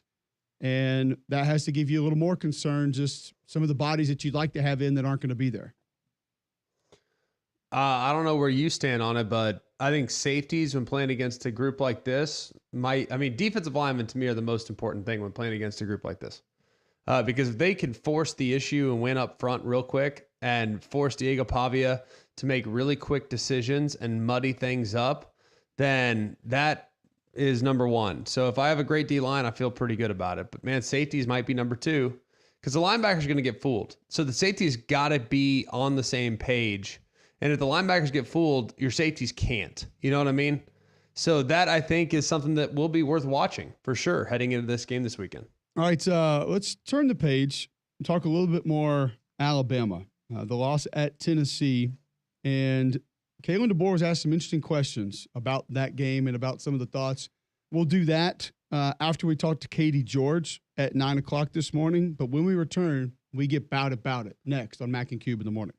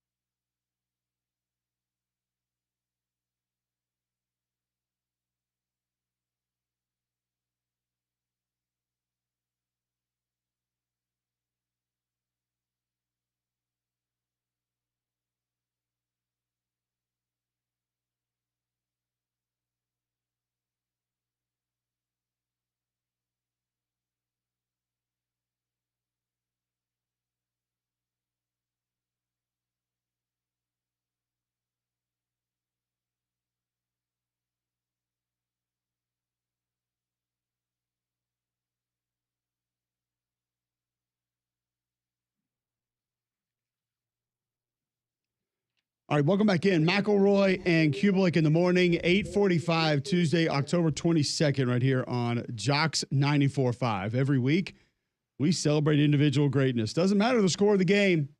What did you do? This is your time. This is your moment. And this needs to be your moment that you start thinking about your yard being green next spring as well. I know it's not at the front of mind right now because it's not even really cold yet, but we're heading into dormancy. Your yard is going to take a beating, but it needs to be treated in order to be lush, green, weed-free next time spring does hit. And Greg, our friends at Wayne's, can help with that. Yeah, 866-WAYNES-1. You get the first month free if you use the offer code JOCKS. Like we've told you before, the yard has been something that I did not fully appreciate until I got it. And now it's like, wow, this is terrific. Have really enjoyed the services that I've received from Wayne's. Very, very grateful to the people at Wayne's for making our yard as lush, as green, as weed-free as it gets. And you want to make sure you we're running out of time here. You want to make sure you set those nutrients before your yard goes in to dormancy, because the second it goes into dormancy, you're in trouble. So go and check them out. 866-WAYNES-1. That's 866-WAYNES-1. Visit callwaynes.com and let Waynes continue to create your happy place. All right, let's celebrate individual greatness. Let's get about it. About it. All right, I'll get it started. Army stays undefeated, 7-0 now. 45-28 win over ECU over the weekend. Quarterback Bryson Daly had a great day throwing the football. He was 7 of 10, 147 yards, 1 touchdown, no interceptions. Very efficient. He also ran the ball 31 times for 171 yards and 5 rushing touchdowns. 6 touchdowns on the day, no turnovers, 171 rushing, 147 passing, 3 incompletions. Bryson Daly, you are About it. Very good one. Mine's going to the defense like it usually is. Jalen Walker, who was at times unblockable against the Texas Longhorns. 7 tackles in the game this past weekend, 3 of which were for sacks, 1 fumble recovery, and constant pressure being applied throughout the game. Jalen Walker, number 11 for the Georgia Bulldogs, was About it. Look at you. Sticking with the defensive side of the ball. Appreciate it, Greg. I'm actually going somebody that's toting that thing. Get around to it. You can go give it to wide receivers and running backs. No. And we'll get back to defense in a minute when you get done. Hey, let me tell you. Somebody was toting that thing up there in Memphis. Somebody we're familiar with here in the SEC. Mario Anderson Jr. 22 carries, 183 yards. Not 1, not 2, not even 3, but 4 touchdowns on the ground. And then he also not Bryson Daly. He also added 27 yards in receiving in a 52-44 win over the North Texas Mean Green Memphis running back Mario Anderson Jr. was. About it. You bet he was. He can run the stretch play now. He can handle that. That is something that he is definitely good at. John? I'm going to give it to this guy because the way the season's going, I don't know how many more they're going to get. Oh, boy. I'm going to give it to Jalen Kitna. I mean, he was 33 of 56 for 384 yards with 2 touchdowns and an interception. UAB quarterback, for those wondering. Fortunately, they did go down at the hand of USF, but when you're second in the entire FBS in passing yards for week 8, I'm definitely going to make you. About it. Okay. I'll give you one in a loss. Oh, boy. Another one, which is kind of how this segment got started. Louisville quarterback, Tyler Shuck. If you haven't watched him play, you need to, because moving around, different arm angles, no-look throws, he's got all of them. 31 of 51, 342 yards, 4 passing touchdowns, no interceptions. Unfortunately for him, in a 52-45 loss to Miami. Louisville goes to 4-3, but Tyler Shuck was. About it. They got good skill, too. I like their backs. I like their receivers. Louisville? Just, ran into a buzzsaw in Miami. Yeah, buddy. No, they're pretty sporty for sure. I'm going to give one to Jermod McCoy, corner for Tennessee. Yes, sir. He was excellent, I thought, throughout the course of the game. Had that big interception in the end zone. He's a really good player. I really like watching him play. I think he's got great eyes. I think he's got good instincts. He plays with a lot of confidence and physicality. So Jermod McCoy, corner from Tennessee, was. About it. I'm surprised And you I also got to give some Bazelak. love. I got to give some love to Ethan Garbers, quarterback UCLA. I've been watching this kid a couple times this year. Like he really has done a lot of decent things. I mean, granted, yes, UCLA's record's not what you want, but Ethan Garbers is not the reason why. This past weekend, a rock solid 32 of 38. How do you feel about that? That's solid. That's 84% completion with 4 passing touchdowns, 5 plays of 20-plus yards, and he had 6 carries, 462 and a touchdown. So when you go for a smooth 450 in total offense, That puts you on the map, and 5 touchdowns. That puts you on the radar for about it performance. So Ethan Garber's quarterback UCLA was About it. Yeah, we're gonna let you be bad about it. If Damien, I don't know how you missed this one. Oh boy. Mario Anderson, yes, I'll give it to him. But in said loss, I know exactly where you're going. Chandler Morris goes 36 of 61, 445 yards, 3 touchdowns, 1 interception. He ran the ball 10 times for 71 yards and another touchdown. 4 total touchdowns, over 500 yards of total offense for Chandler Morris in a 52-44 loss. He was. About it. He'll get a double for that one. That was a good He was performance. balling. Oh, but you But put up those kind of numbers, Yeah. yeah. you deserve it. You get double about it. say but. But what? He lost? Yeah. I thought That's the the whole segment. That's why we do this. I thought I heard a but in there. Yes. by that was Damien. Damien's. Yeah. Yes. You thought he had somebody else or? I didn't know what. I was like, well, I want to know what the but was. What's the but, Damien? They lost. They lost. Oh. They lost. Wow. The selfish one is pointing out this. Premise. Okay. All The right. whole They premise lost. of No. said segment is to Unreal. celebrate that. Hey, don't forget about the Max. And how about your boy Connor Bazelak, formerly of? Missouri Yes, Missouri. sir. and Indiana. Yeah. He's bounced around. I'm trying to think if there's another place that maybe we went for a couple weeks. He went 23 for 27, 313 and 2 tutties. He had -5 rushing yards because of, offensive line is a little slide protection thing. You know how Of course, it it was their Little fault. suspect. Definitely their fault. is. But they did beat Kent 27-6. Connor Bazelak was. About it. Yeah, he was. I'm going to give one. Uh, I'm going to give about it to Jaden Ball, also Florida running back. 22 for 106. He looked great. Didn't have a lot of long runs. That's not really going to be his thing. But he did have 5 rushing touchdowns. Oh, yeah. 5. 5 rushing touchdowns on 22 carries. Jaden Ball, Florida tailback. About it. Yes. About it. Absolutely. Gregory? Eugene Asante, Auburn. Want to give him some love. I thought he played really well. He always does, right? At least it feels like he does. So I want to give him a little love. He had 10 tackles? Yeah, 10 tackles, 2 tackles for loss, and he had 2 sacks. So Eugene Asante, Auburn. About it. You give that to him. Okay. In a 34-24 win, There we go. the Louisiana Raging Cajuns are now 6-1. In case you hadn't been paying attention, quarterback Ben Wooldridge, 27 of 36, 373 yards, 3 touchdowns, not a single interception. He also added a rushing touchdown, which is bringing to 4 total touchdowns on the day. Ben Wooldridge, Cajun quarterback. You are? About it. We'll give him Didn't he that, play right? somewhere else? Didn't everybody? I don't know why that name sounds familiar.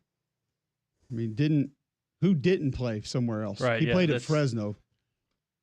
That's where you remember him That's from. where- Our okay. chosen sons. He was the I backup was like, there. I feel like I've heard that name before.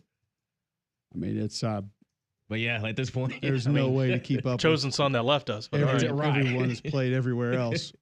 got up out of there. It happens. Not a crazy scenario where guys dip on their teams.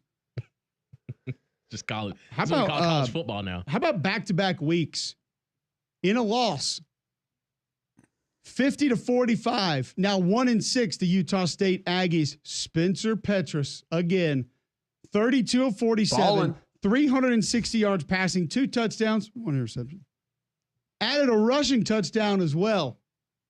Spencer Petras, former Iowa quarterback. You are? About it. Isn't it funny to see the Iowa quarterback leave, go elsewhere, and ball? And throw for 380 every week. Wow. Throw It's the almost as ball. if he can do it. Who knew? Man, completions. Like Jake Rudock at Michigan, Spencer Petras at Utah State. Like, it's amazing. It's like, wow, I didn't realize you could do that. It's almost like when you're put in an offense that allows you to throw it with regularity, maybe you got recruited for a reason. Yeah. You can make a few of those things happen every now and then. All right, what was it like on the sideline for Georgia, Texas? Katie George will tell us next. Greg will get all the F1 questions in also. I quickly want to tell you about your CBD store. If you've got arthritis, anxiety, you or your pet, your CBD store has answers. Go check them out today at the largest brick and mortar CBD retailer on planet Earth at one of their 4 locations. And remember, your CBD store when good health hits home.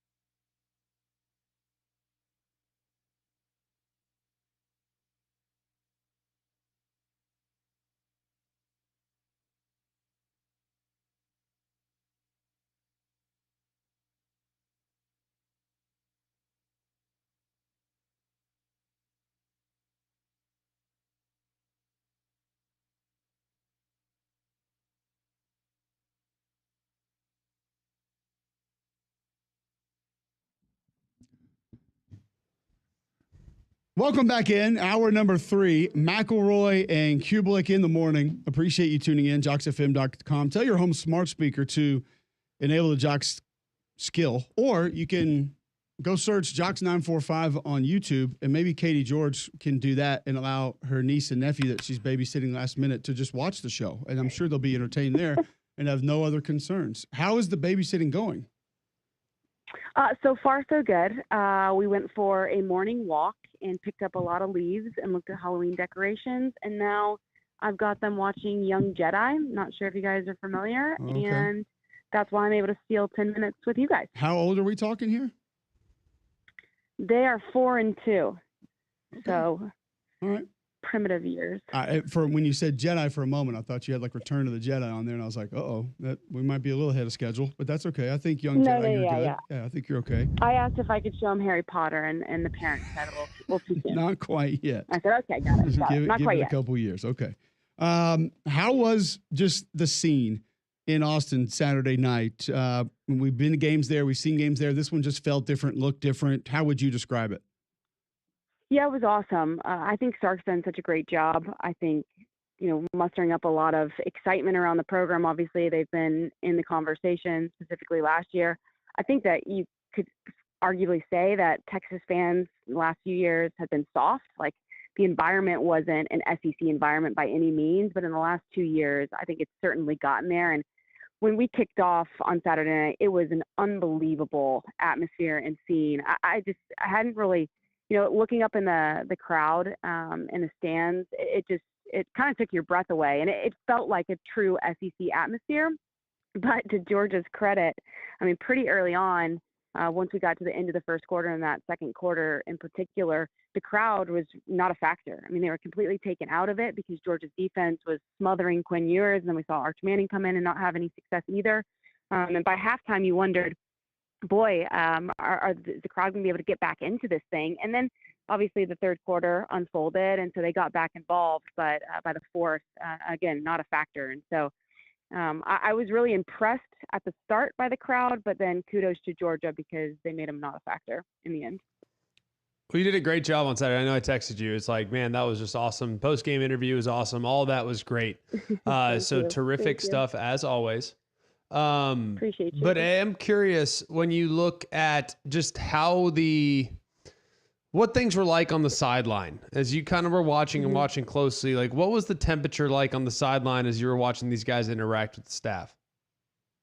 Yeah, I thought Kirby, I know Kirby's like super passionate and animated in certain respects, but he speaks a lot about composure this, composure that. I thought he, from the jump, was unbelievably animated. He was so passionate on the sidelines, first quarter in, throughout the whole time. And every time he came over to the bench and he talked to different position groups, he was going down the line in between series, depending on who was on the sidelines, and he kept saying the same message over and over again that he started the day with pregame speech. We're not here for the pictures. We're not here for the bells and whistles. I don't want you looking up at that Jumbotron at which celebrity's here. That's not what we're here to do. This is your game. Stay focused, locked in, and we're going to get this thing done. And I just felt like he really tapped into the underdog mentality. I think that was the first time in 50 games that Georgia was an underdog. And he really motivated them by nobody believes in you guys to win this thing, which I find a bit comical because, I mean, it's Georgia. They won how many national champions? Like, they've been one of the best teams for quite some time. So it's hard to look at them as an underdog or that nobody believes in them to be great. But I don't think they've been super consistent up until that point. And that was probably their most complete game, not barring the interceptions that we saw and the turnovers from the offense. But I thought Kirby was animated, locked in. He had those guys unbelievably focused, and they were coming for blood. That was clear. And then obviously what happened in the third quarter with a stunning call reversal that shouldn't have been allowed, then he lost it. And I knew going into the post game that he was going to have a lot to say, and he took his shots, rightfully so. Did you know that this? I mean, you mentioned the underdog aspect of it, but did you know? Could you have imagined that was going to be that much of the fuel on the fire for this Georgia team? Did they come in perceived to be that angry, I guess, heading into this game? I think that they felt, I don't want to say disrespected, but everybody kept saying, well, this defense isn't the defense that we've seen from Georgia in years past. Like, they're not measuring up. And look, they're a bit banged up. Michael Williams, as you both know, makes such a difference when he's healthy. And I think he's finally starting to look that. He certainly did on Saturday night. But I felt like they had a chip on their shoulder, which isn't necessarily something we see from Georgia because they're used to being the best.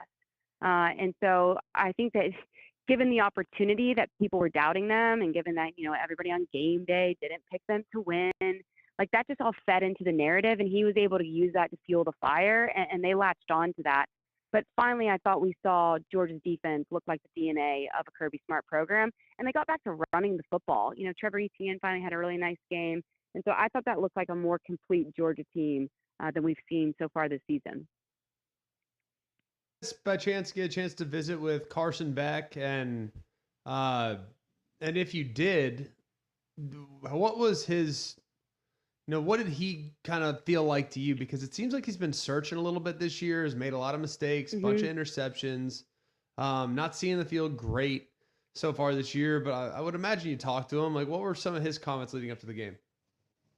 Yeah, we spoke to him on Wednesday leading into it. And he was really excited for the opportunity and felt like because they'd been punched in the mouth, Greg, against Alabama, that they were going to be better for it and that they were going to be able to take the lessons learned if they got punched in the mouth, at Texas. Well, we know that we can respond. We were able to do so in the second half at Tuscaloosa, and he felt like they should have won that game, even though they came up short. And so his whole point and thought was, look, we've experienced adversity already this season, and we know that we can weather it, whereas quite frankly, Texas hadn't really experienced a whole lot of adversity up until that point until they ran into what was the buzzsaw of Georgia. I think when it comes to some of his interceptions, I think he's a really smart guy. He processes things really well, but there might be some coverages he thinks he's seeing, and then post-snap, the picture changes on him. And so that's why you're seeing a couple of these, I don't want to say boneheaded mistakes, but glaring mistakes. I also think, too, he's still getting used to his receiving core. He doesn't have Ladd McConkey. He doesn't have Brock Bowers. And so, yes, you can work with your receivers. I mean, you know this better than me, Greg, so you can speak to it. But, yes, you can work with your receivers in practice in spring and summer, but until you're going through live reps in game with them and you know that you can count on them, where to be, when to be there, I think that the more they go through this season, the better his connection and chemistry is going to be with some of these guys. But I think that, too, plays a part in some of these interceptions because there was a couple miscues on some routes, guys not turning back soon enough, and they've got to iron that out, certainly, if they want to win another national championship. Typical quarterback thinking they're smarter than they are. We deal with that a lot. We understand I didn't exactly. Say that. Those You are my said words. that. My words. I'll take that.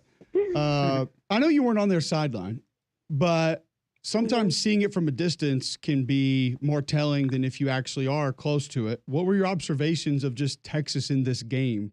The attitude, maybe the demeanor, just physically. What did you notice about that group? I think getting off the bus, they looked damn good. I mean, I watched their walkthrough on Friday. Physically, they are imposing. Again, I don't think they had faced a whole lot of adversity. I mean, the 2 weeks prior to going into the Georgia game, they'd faced true freshman quarterbacks, okay? So your Carson Beck, even though he had his fair share of mistakes, is a veteran that's going to be able to weather it. He's going to be able to respond, which I think that he did. I thought once the game got going, Texas looked stunned, much like Georgia looked stunned at what was happening to them in the first half against Alabama. It was like, whoa, we're this explosive offense. We have 45 explosive plays this season. How are we not opening things up? And also going into the game, so much was talked about their physical fronts, both their offensive line and their defensive line. And I thought Georgia's defense absolutely smothered that O-line. I mean, Kelvin Banks is supposed to be what? First-round draft pick. I mean, he's a phenomenal left tackle. I didn't think he had any answers. I was really, really surprised that they couldn't gain any traction in the run game, Texas being, and that they weren't able to hit on explosives because that's all we were focused on going into the game, and that's a credit to Georgia's defense. So I thought in that first half, they looked stunned as to what's happening to us and why is this happening. Then you see Sark at the end of the second quarter. He goes to Arch Manning, and you thought, wow, okay, obviously desperate times call for desperate measures. I was surprised he went to Arch that quickly, I guess. I would have thought that they would have gone to halftime, had some conversations, and then figured it out from there. But as you saw, Arch can use his legs to a degree, but it wasn't going to make that big of an impact based on the way that Georgia's defense was playing. And so then the curious situation was, does he go back to Quinn or does he ride with Arch at this point? As you guys know, he went back to Quinn. I just think that Texas early on was stunned. They regrouped at halftime. And then coming out in that third quarter, I thought we were going to get a special second half. And we got a little dust, if you will, in the third quarter. But then, obviously Georgia regained their footing in the fourth and closed it out. How would you assess where Georgia can go from here? And I guess in a roundabout way, like you played college ball and not football, but volleyball. And I'm sure you were dealt disappointing defeats in the past, but given what you know about Sark and having been on the sideline for him of a national championship or of a semifinal game and have been around him in big settings before, like how do you think they'll bounce back so they can avoid a similar outcome down the road? Yeah, I think sometimes it's to your detriment going undefeated. I mean, I know everybody wants that, but sometimes that adds so much pressure, especially being your first year in the SEC. Like, I wonder if a loss to a great team that's really not going to hurt you in the long term, in terms of the college football playoff, like maybe this is the best thing that could happen to Texas. You get punched in the mouth. This was your welcome to the SEC. Welcome to the big boys, right? The big leagues. And maybe Sark's able to turn this thing around and say, this is a wake-up call. Like, it has to be better. We have to be more consistent, especially against these kind of defenses. And I think Sark is an unbelievable offensive mind. Like, the way he's able to carve up defenses is incredible to watch, especially from the sidelines. So, he's going to be better from it, and he's going to learn lessons from Georgia's defense. But I think he can use this as a motivating factor, much like Kirby used the Alabama loss. Like, we're now in this world where you could possibly take 2 losses in this league and still make it into the CFP once we get to late December and January. So I was hoping that we finally had like a powerhouse true number 1, Greg. I don't feel like we necessarily have that at this point, given what we saw on Saturday night. I think most people would agree. Now to the real news. Okay, what's that? Give us an idea of how Hans Verstappen handled the turns on Sunday. So it was another great scene out at Coda on Sunday, and Lando Norris started on pole, and Max Verstappen was right beside him in P2. And Max, you know my bad. what? Sorry, I missed that. That's all right. No, Hans works too. But when you've got 2 guys battling for the Drivers' Championship on the front row, usually the benefactor of that is the guy sitting behind them in the second row, P3, P4, and that was the 2 Ferraris. And so with Lando Norris trying to defend, first place, going into turn 1, which is a great turn, by the way, because the elevation at that track, the 2 of them kind of get in like, not a little dust up, but they both go wide, defending each other. And then that allowed Charles Leclerc to sneak by on the inside, and he held the lead for the rest of the race. And Ferrari, for once, didn't mess it up, which they have been known to do. So team strategy was great, and it was a 1-2 finish for Ferrari, which was a lot of fun. Greg, do you have any F1 follow-ups since that's your sport? Yeah, Greg. No, that sounds right. That sounds right. Yeah. I'll take a Ferrari. Always. Yeah, me too. And why is Max Verstappen not going to win the thing or whatever? The thing. He still probably is going to win the Drivers' Championship, right? He likely still will, but they're not going to win the team championship, which is called the Constructors. McLaren, Lando Norris' team's going to probably win that. So, but it's important because Lando Norris is kind of, I don't want to say on Max's heels, but he's like 50 points back. And so with 6 races left and how the point system goes, like there's a chance Lando could catch him, but Max is going to have to like wreck or have some car issues for that to happen. I'm going to be honest. The thing just feels more important. That sounds better than what you say. No, but it does. It for sure does. The Honestly, I'm team, gonna start using the team thing.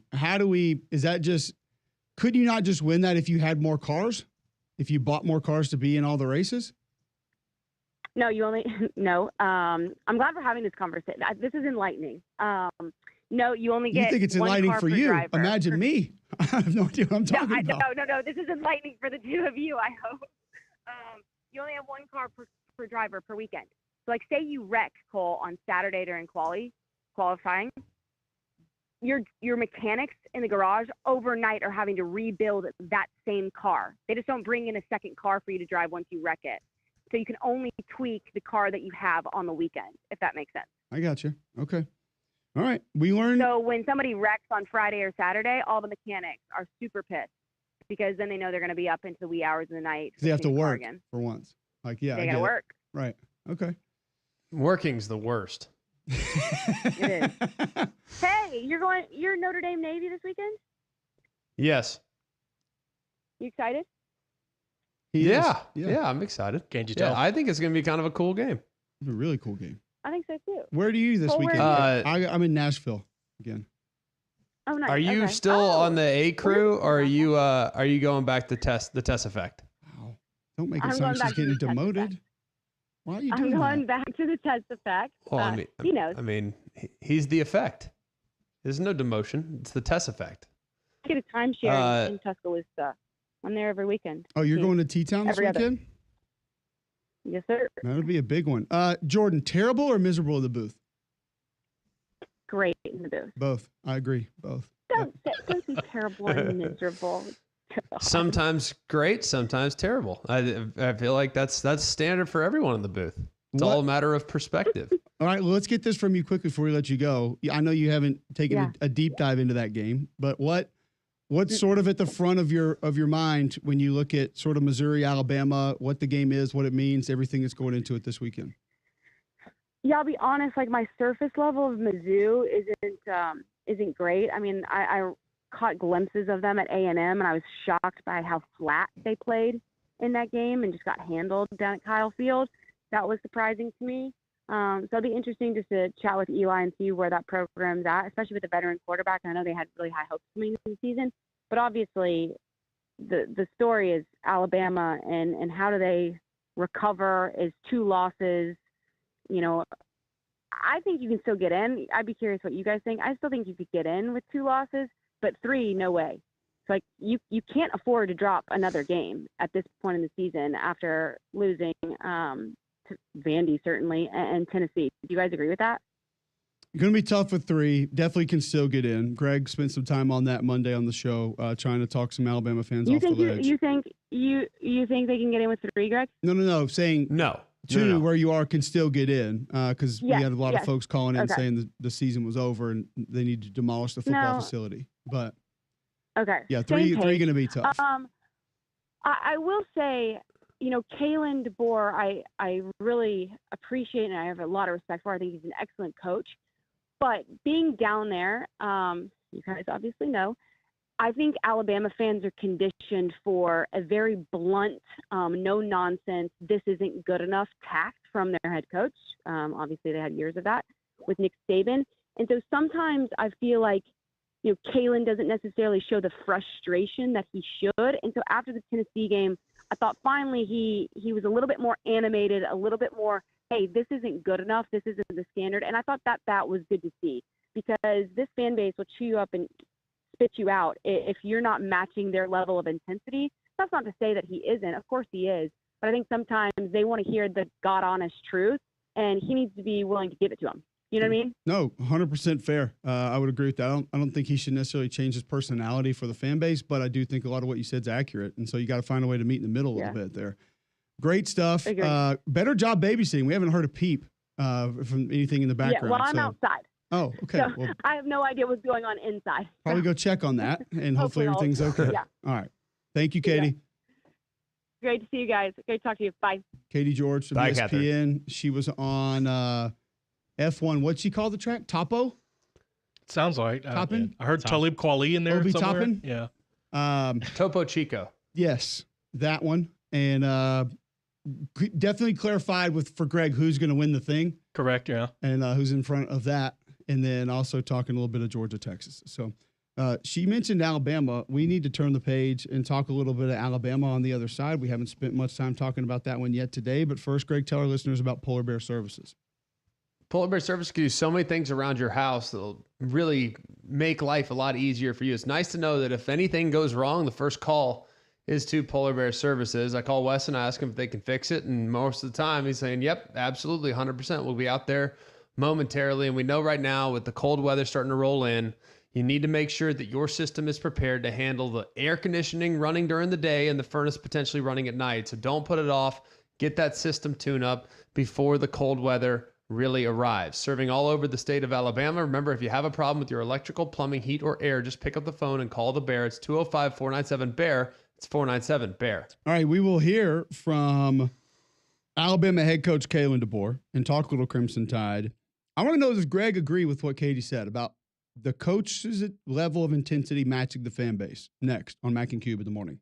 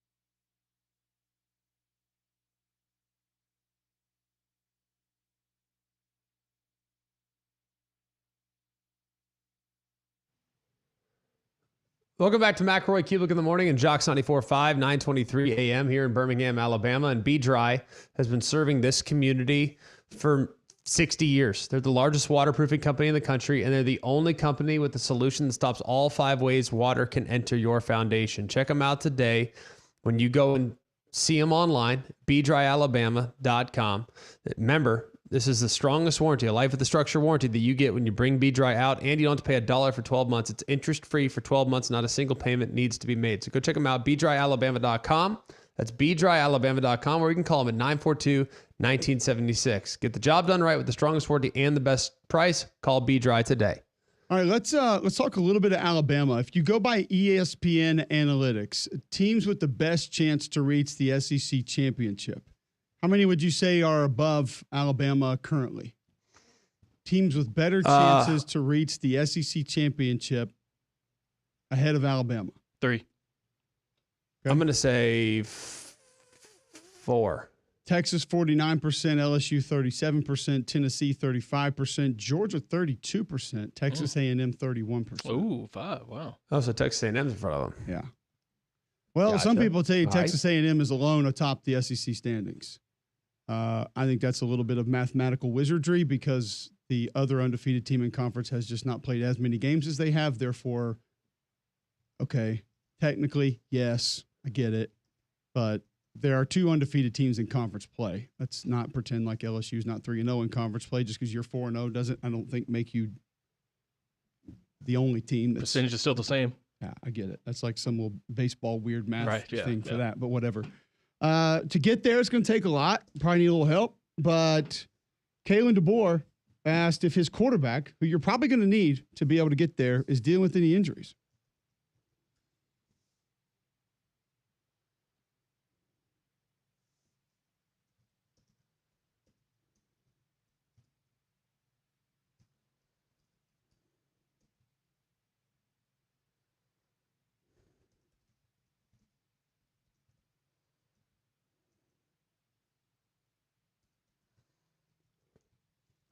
Greg, I don't want to ask, technically, can he repair some of the things that we've discussed, some of the flaws in his game that are still there? But what I'd rather you maybe reference or discuss or tell us what you think is, what can the coaching staff do offensively to maybe help him and maybe allow him to either operate a little bit more efficiently or just help them gain more yards on a more regular basis?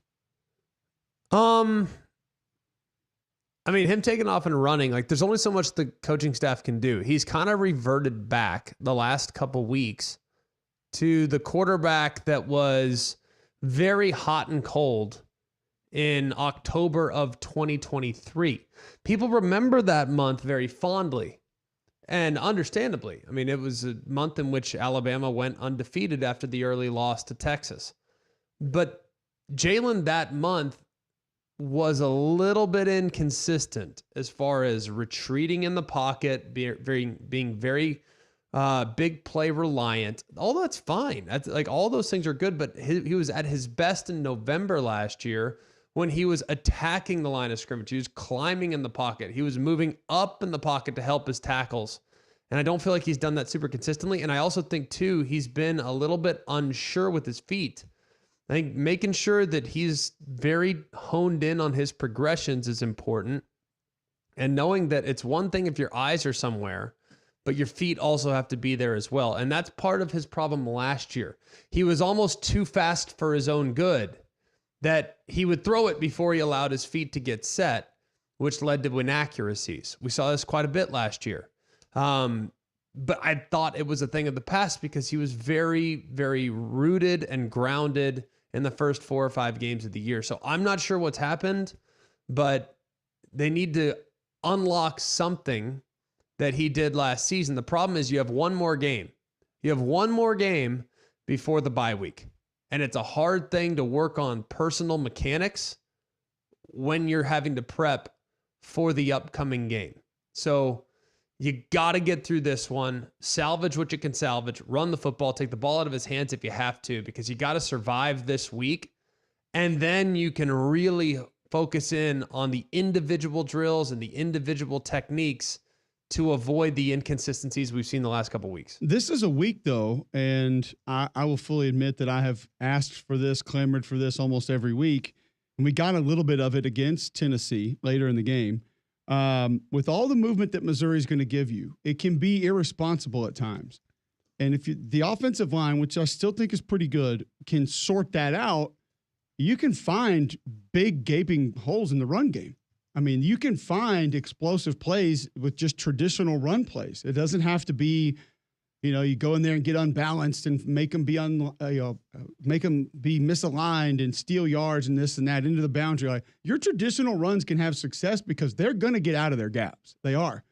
And if you can prevent them from replacing that, which some teams have done, I think you can find big plays. I would love to see this team sort of decide early on, Greg, to go downhill in this game. And I think you can almost force Missouri to get away from being so aggressive if you have some success with it early on. I think you can definitely force them to be a little bit more gap sound. The quarterback run this week, I think, is big. Just any type of misdirection is big. I think you can gap trap them a lot. I also would like to see maybe a little more off tackle. I don't feel like I've seen enough of, stretch zone, outside zone, mid zone. I want to see maybe a little more of that. They got Tennessee a couple times on misdirection. Now they went back to the well. You showed it on Read and React on the little shovel underneath, the little hand around deal. So I think you can, Kendrick Law. they got him the second time. What's that? The one to Kendrick Law is one that we showed too, where they didn't block the front side end or the backside edge defender. So it's, you kind of the backside, like they popped that same exact play earlier in the game, probably second drive of the game, got him down there into the red zone after a nice catch and run. So looking at all of that, like I think you can get some of those things against this group because they're a very aggressive, fast flowing defense. So I think misdirections are big. I think standard, I'd get in pistol. I'd go a little boot action.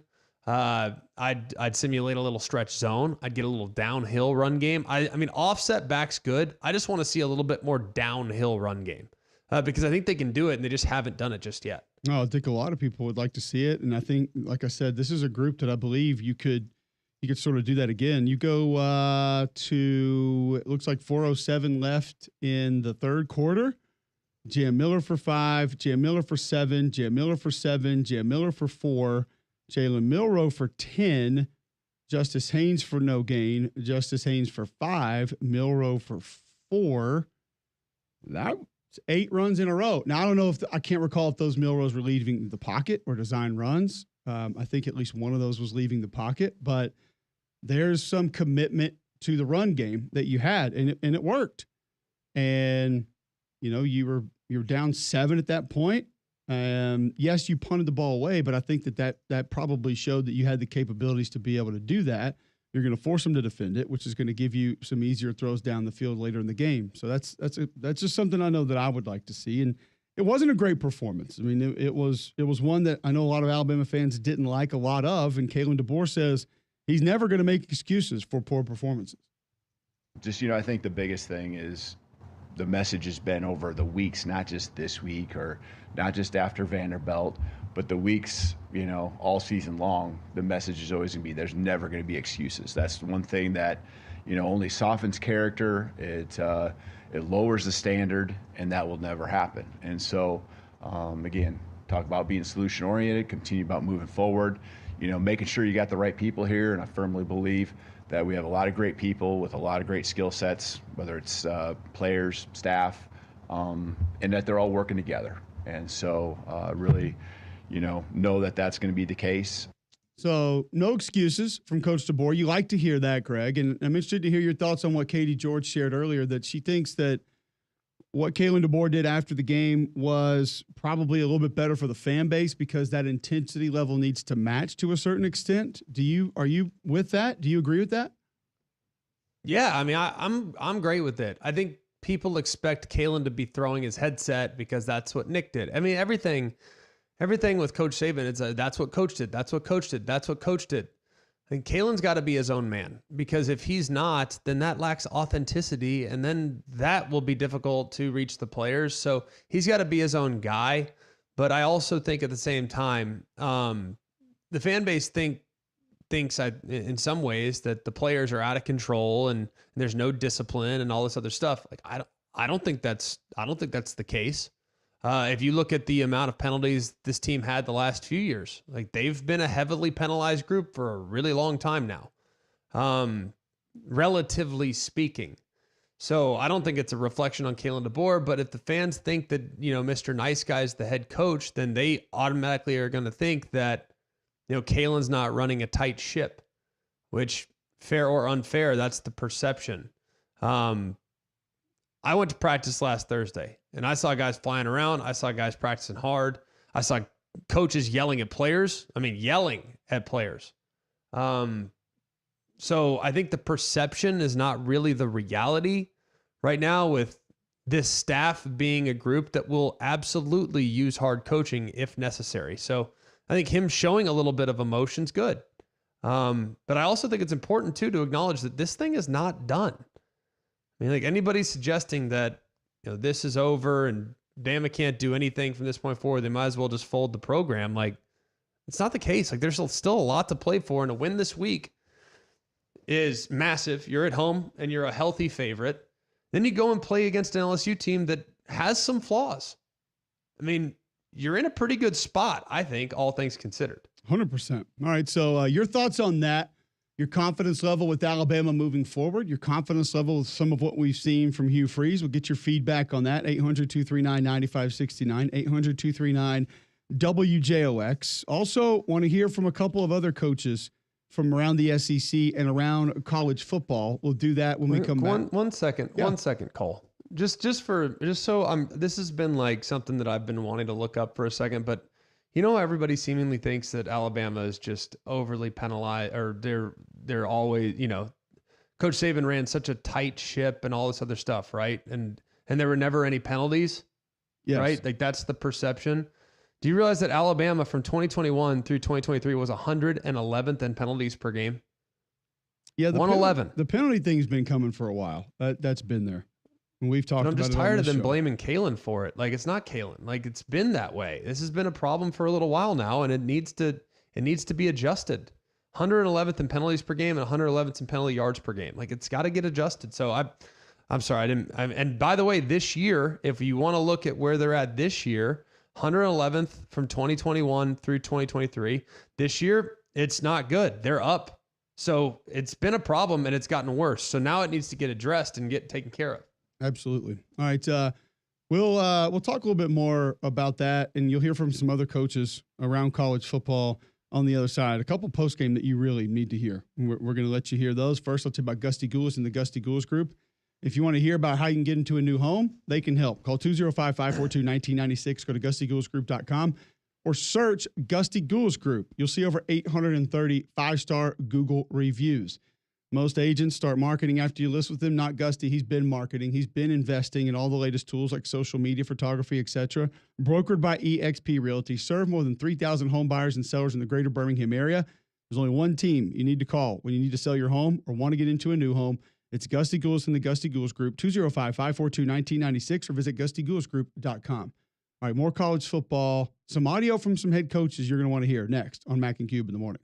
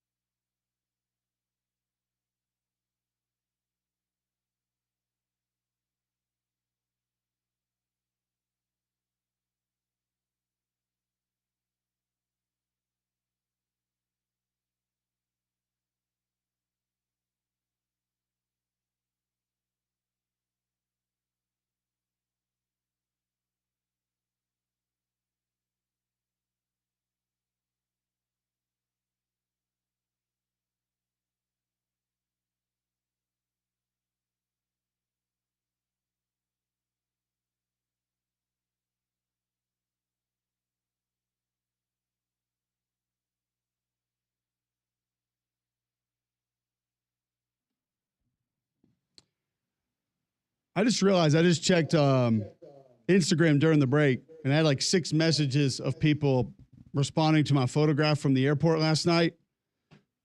I was not waiting on an Uber. I did not valet. Straight hourly, as McElroy has instructed. It's worked out well. It is about a 11 stairs you got to go up. And with the pulled muscle in the back last night, that wasn't great. And your car's always been there? Car has been there. Okay. All right. Is he good? Never moved. I even had my own keys. Didn't get them from somebody else. Wow. Didn't get them from a stranger. Yeah, it's worked out well. So I guess I cannot recommend that enough. I recommend you don't do it so there's more spaces for me to park when I need to go up there and park. So y'all keep doing y'all. Either way that you need to do that. I will tell you, though, if you need a new car to park in the hourly section of Birmingham Shuttlesworth International Airport, that you probably need to go see my friends at Royal. Royal Automotive wants to help you get it to a new vehicle, experience how car buying should be. 4 Royal-owned dealerships in one location. Selection, savings, unmatched. Only place to find over 19 unique truck and SUV options in one spot. Now through Halloween, $14,000 off select 2024 GMC Sierra models. 0% for 60 months. Back 2024 Volkswagen Tiguan models. Sign and drive for select 2024, 2025 Volvo XC40, 60, and 90 models. 0 down, 0 due at signing, 0 for your first payment. Certain restrictions apply. Visit my friends at Royal. Help you get the best deal available. Royal Buick GMC, Royal Volkswagen, Royal Automart, Volvo Cars of Vestavia Hills, all at the corner of I-65 and Highway 31 of Vestavia. Online, royalautomotive.net. Remember, make Royal your first and last stop when car shopping. And also remember, for every ride, there's Royal. All right, a couple of other sounds from college coaches over the weekend. Greg, I told you about the Lincoln Riley post-game press conference. This is how that one sounded. Lincoln, why do you think this program just struggles so much to finish games right now? I don't know. Thank you, Coach. He just doesn't know. He don't know. He doesn't know how they struggle to finish games, Greg. He can't figure that out. It'd be nice to find the answer to that, because having the lead in the fourth quarter in all 4 of your losses, probably not a very good feeling. Not great. Not great. If you didn't hear Kirby Smart after Georgia, Texas with Katie George, who just joined us earlier, this is Kirby once again twisting the message a little bit to get his guys to buy in and motivate them. And I'm so proud of these guys because nobody believed. Nobody gave us a chance. Your whole network doubted us. Nobody believed us. And then they tried to rob us with calls in this place. And these guys are so resilient. You know what I mean? We talked about intent. What was our intent when we walked on the field? Our intent was not to take pictures, not to do all the superstar stuff. Our intent, our intent was to eat. Our intent was to come eat and be hungry. I'm not interested in all the bells and whistles. What I want is a team that fights their ass off, and they did tonight. So that's Kirby Smart after the game, G-Mac. Obviously, that intensity was still there. He knows how to take a little something and turn it into a big message to his team. There's no doubt about that. Well, here's what I don't understand. Like, not everybody picked Texas. I know that's like taboo. Like, there were people that supported Georgia winning the game. I picked Georgia. I think you said, hey, I'll take Texas, but it's going to be tight. Like, it was not like Texas in a blowout across the board. Like, I mean, what? I don't know. Where did he get this information that everybody's picking Texas? Greg, his kids believed that the media thought they were going to win 7 games 7 and 5 years ago. I mean, it doesn't matter where he got it. What matters is that he got his guys to believe it, and it made them mad, and they performed at a high level because of it, or at least a lot because of it. So you see how easily fake news spreads. It got Georgia. Yeah. Yeah. I mean, it's just that's kind of what it is. And so he used it, he weaponized it, and obviously made a big difference. Josh Heupel, after the game against Alabama, he didn't think that they were great, but he was glad to get the win. What a performance. Defensively, just absolutely elite performance. Line of scrimmage, controlling the quarterback, everything that you had to do going into it. Did an unbelievable job on 3rd down. Offensively, man, not good early, not far off. Man, everything's got to tie together. We got to be able to run the football. Got to continue to improve, but love a lot of what I saw in the second half. You know, special teams, solid performance at the end. Some things early that we got to be better at. But said it was another prize fight. Got to answer the bell. These guys answered the bell. every single round, and go to battle with these guys any day. Man, just another great night on Rocky Top. So there you go. That's Josh Heupel on his team's win against Alabama over the weekend. Not sure if a lot of folks had eyeballs on this one, but Wake Forest knocked off UConn over the weekend, 23-20. Wake had a touchdown late to go up and win the game. UConn head coach Jim Moore Jr. did not like the way that it went down. I'm proud of them for fighting back. We've got to make sure that we put ourselves in a position where it doesn't come down to one play where an ACC team makes a horse call against an independent. And that's up to us to play better at the start of the game so it doesn't come down to that call, which was holding and PI. And that's what I told them, and we'll come back and we'll fight. So it's on us to play better earlier, but it'd sure be nice if it was a level playing field. Questions, anyone? Yeah, Jim, I mean, obviously the way it came down is not. Yeah, it was a hold and a PI. Hold and a PI. Did you get an explanation from them? Here's your explanation. ACC versus independent. There's your explanation, Dom. It's pretty simple. All right. Thanks, everyone. Not happy. Not at all. Does the ACC get to fine a coach? I don't believe so. I don't believe they have that right. Sweet. Independence has its privileges. Oh, that's kind of nice. Right. Well, you can try. You can try. What if they just sent an invoice to coach and said, "Hey, coach, just go ahead and pay this by the end of the month if you don't mind." How do you think that would be? I'd send them a come and get it response. Good luck with that one. Who's the UConn version of Matthew McConaughey? Have their celebrity person like put out a statement? Yeah. I don't think that the Wake fans will throw anything on the field there in frustration, but either way. All right, we'll get to a break, come back and get you a bad box score of the day, wrap it up next on Mac and Cube in the morning.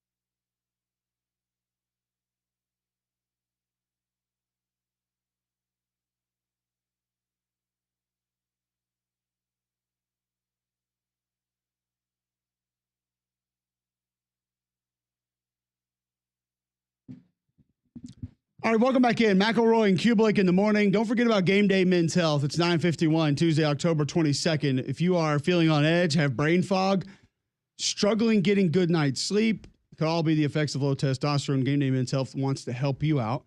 A lot of guys experience this. They have ways that they can help you, and they offer a lot of different services. Mention Cube, save 10% on any of those services. Get all the facts at GameDayMen'sHealth.com. Listen, it's a locker room environment, no stress, not going to push anything you don't want to do. But they do have a lot of different options like weight loss programs that can help you get on track there. Testosterone replacement therapy has benefits like better sleep, better mood, less brain fog, more energy, can all help you there. And here's what they're going to do. Go to GameDayMen'sHealth.com, schedule a free consultation. You get a free testosterone test, free PSA test, right there out of the gate, no cost. You have a baseline of what your health looking like, and then they can tell you how they're going to be able to help you. Minimal upfront cost from the programs that they offer at Game Day Men's Health. Holistic approach to health and wellness at Game Day Men's Health. Go to GameDayMen'sHealth.com today. Tell them you heard about them right here on McElroy and Kubelik in the morning. Let's get to our bad box scores of the day. All right, right out of the gate, we have the Bethel College Hams. What? Are they the Vikings? They are not. Kind of close, though. Warriors. Royals. Oh, okay. Should have known. Why are Vikings close? Viking Royal. Correct. Yeah, Kings, sure. Queens. Yeah. Oh, It's in there somewhere. you can call me Queen Bee. Yeah. They knocked off the Augsburg. They are the Tigers. They're the Boots. I have no idea where John's gone the last two, but I'm about to say, I'm trying to figure out how Augsburg. You said I'll say the Uggs. Uggs Augsburg Boots. That's right there. Penguins. not Augsburg. Uggs. Augsburg. Penguins. They are the Hawks, and they went down 73-0. I'm sorry, 73-8. Pardon me, they got 8 in the third. That's, okay, now that makes a difference. Big halftime adjustments there. Phew. As The one. Bethel, difference in first downs was 26-10. That's actually not that bad. Your rushing differential for the game was 165-9 Now that's bad. on 22 carries, by Not the way. great. That's 0.4 That per ain't it. if you're doing the math at That's home. not even half. Outpassed them 353-157. So your total yardage differential was 518-166. We've heard worse. 12 kickoffs for 722 yards for Bethel. Your third down conversions for Augsburg, you can probably imagine not great, just 2 of 13. They were 0 of 2 on fourth down as well. Hey, they did score on their Those one are opportunity in the red important zone. There we go. is. They are. Yeah. Bethel, by the way, 6 for 6 in the red zone. So they have the same percentage. Okay. Probably should have had him in an earlier segment. Cooper Drews for Bethel, 15 of 19, 286 yards passing, 4 touchdown passes, no interceptions. Attaboy. Aaron Ellingson, 9 carries, 85 yards, 4 touchdowns rushing Go ahead, Al Bundy. on the day. Joey Kidder, don't know if he was kidding when he had 8 catches for 148 yards and a touchdown. Margot's brother. Okay. There you It's go. nearly 20 per. Yes. Not bad. They were dialed in. They were dialed in. Unfortunately, they were sacked 6 times in the game. Augsburg was, and could not find a way to get a win. Our chosen sons, the Soldatna, They're the Stars, baby. Stars, really. they are back on track. We mentioned last week they knocked off North Pole 30-6. They got Chugiak again. Remember, snuck by them 47-7 earlier in the season, but they got this one at home. They got it at home. And they knocked off the Chugiak Stampede 56-7. There we go. Ooh. Should have killed me when you had the chance. Now, keep in mind, this Friday, they get Lathrop, the team that knocked them off earlier this year. Revenge, baby. 35-28. They get them at home. So we'll keep you posted on that one. I know everybody is on pins and needles wondering how the Soldatna season finale is going to go against. It's hard to beat a team Lathrop. twice in the same season. So I've Actually, it's not because they dominated They Chugiak just twice did it, this year, right, yeah. 47-7 and 57-7. So point disproved. But thanks for playing. Boom, roasted. All right, we will be back tomorrow, 7 to 10 a.m. right here on Jocks 94.5. You can go rewatch the show on YouTube. Search Jocks 945 there. Get the podcast, jocksfm.com. 3-Man Front coming at you next.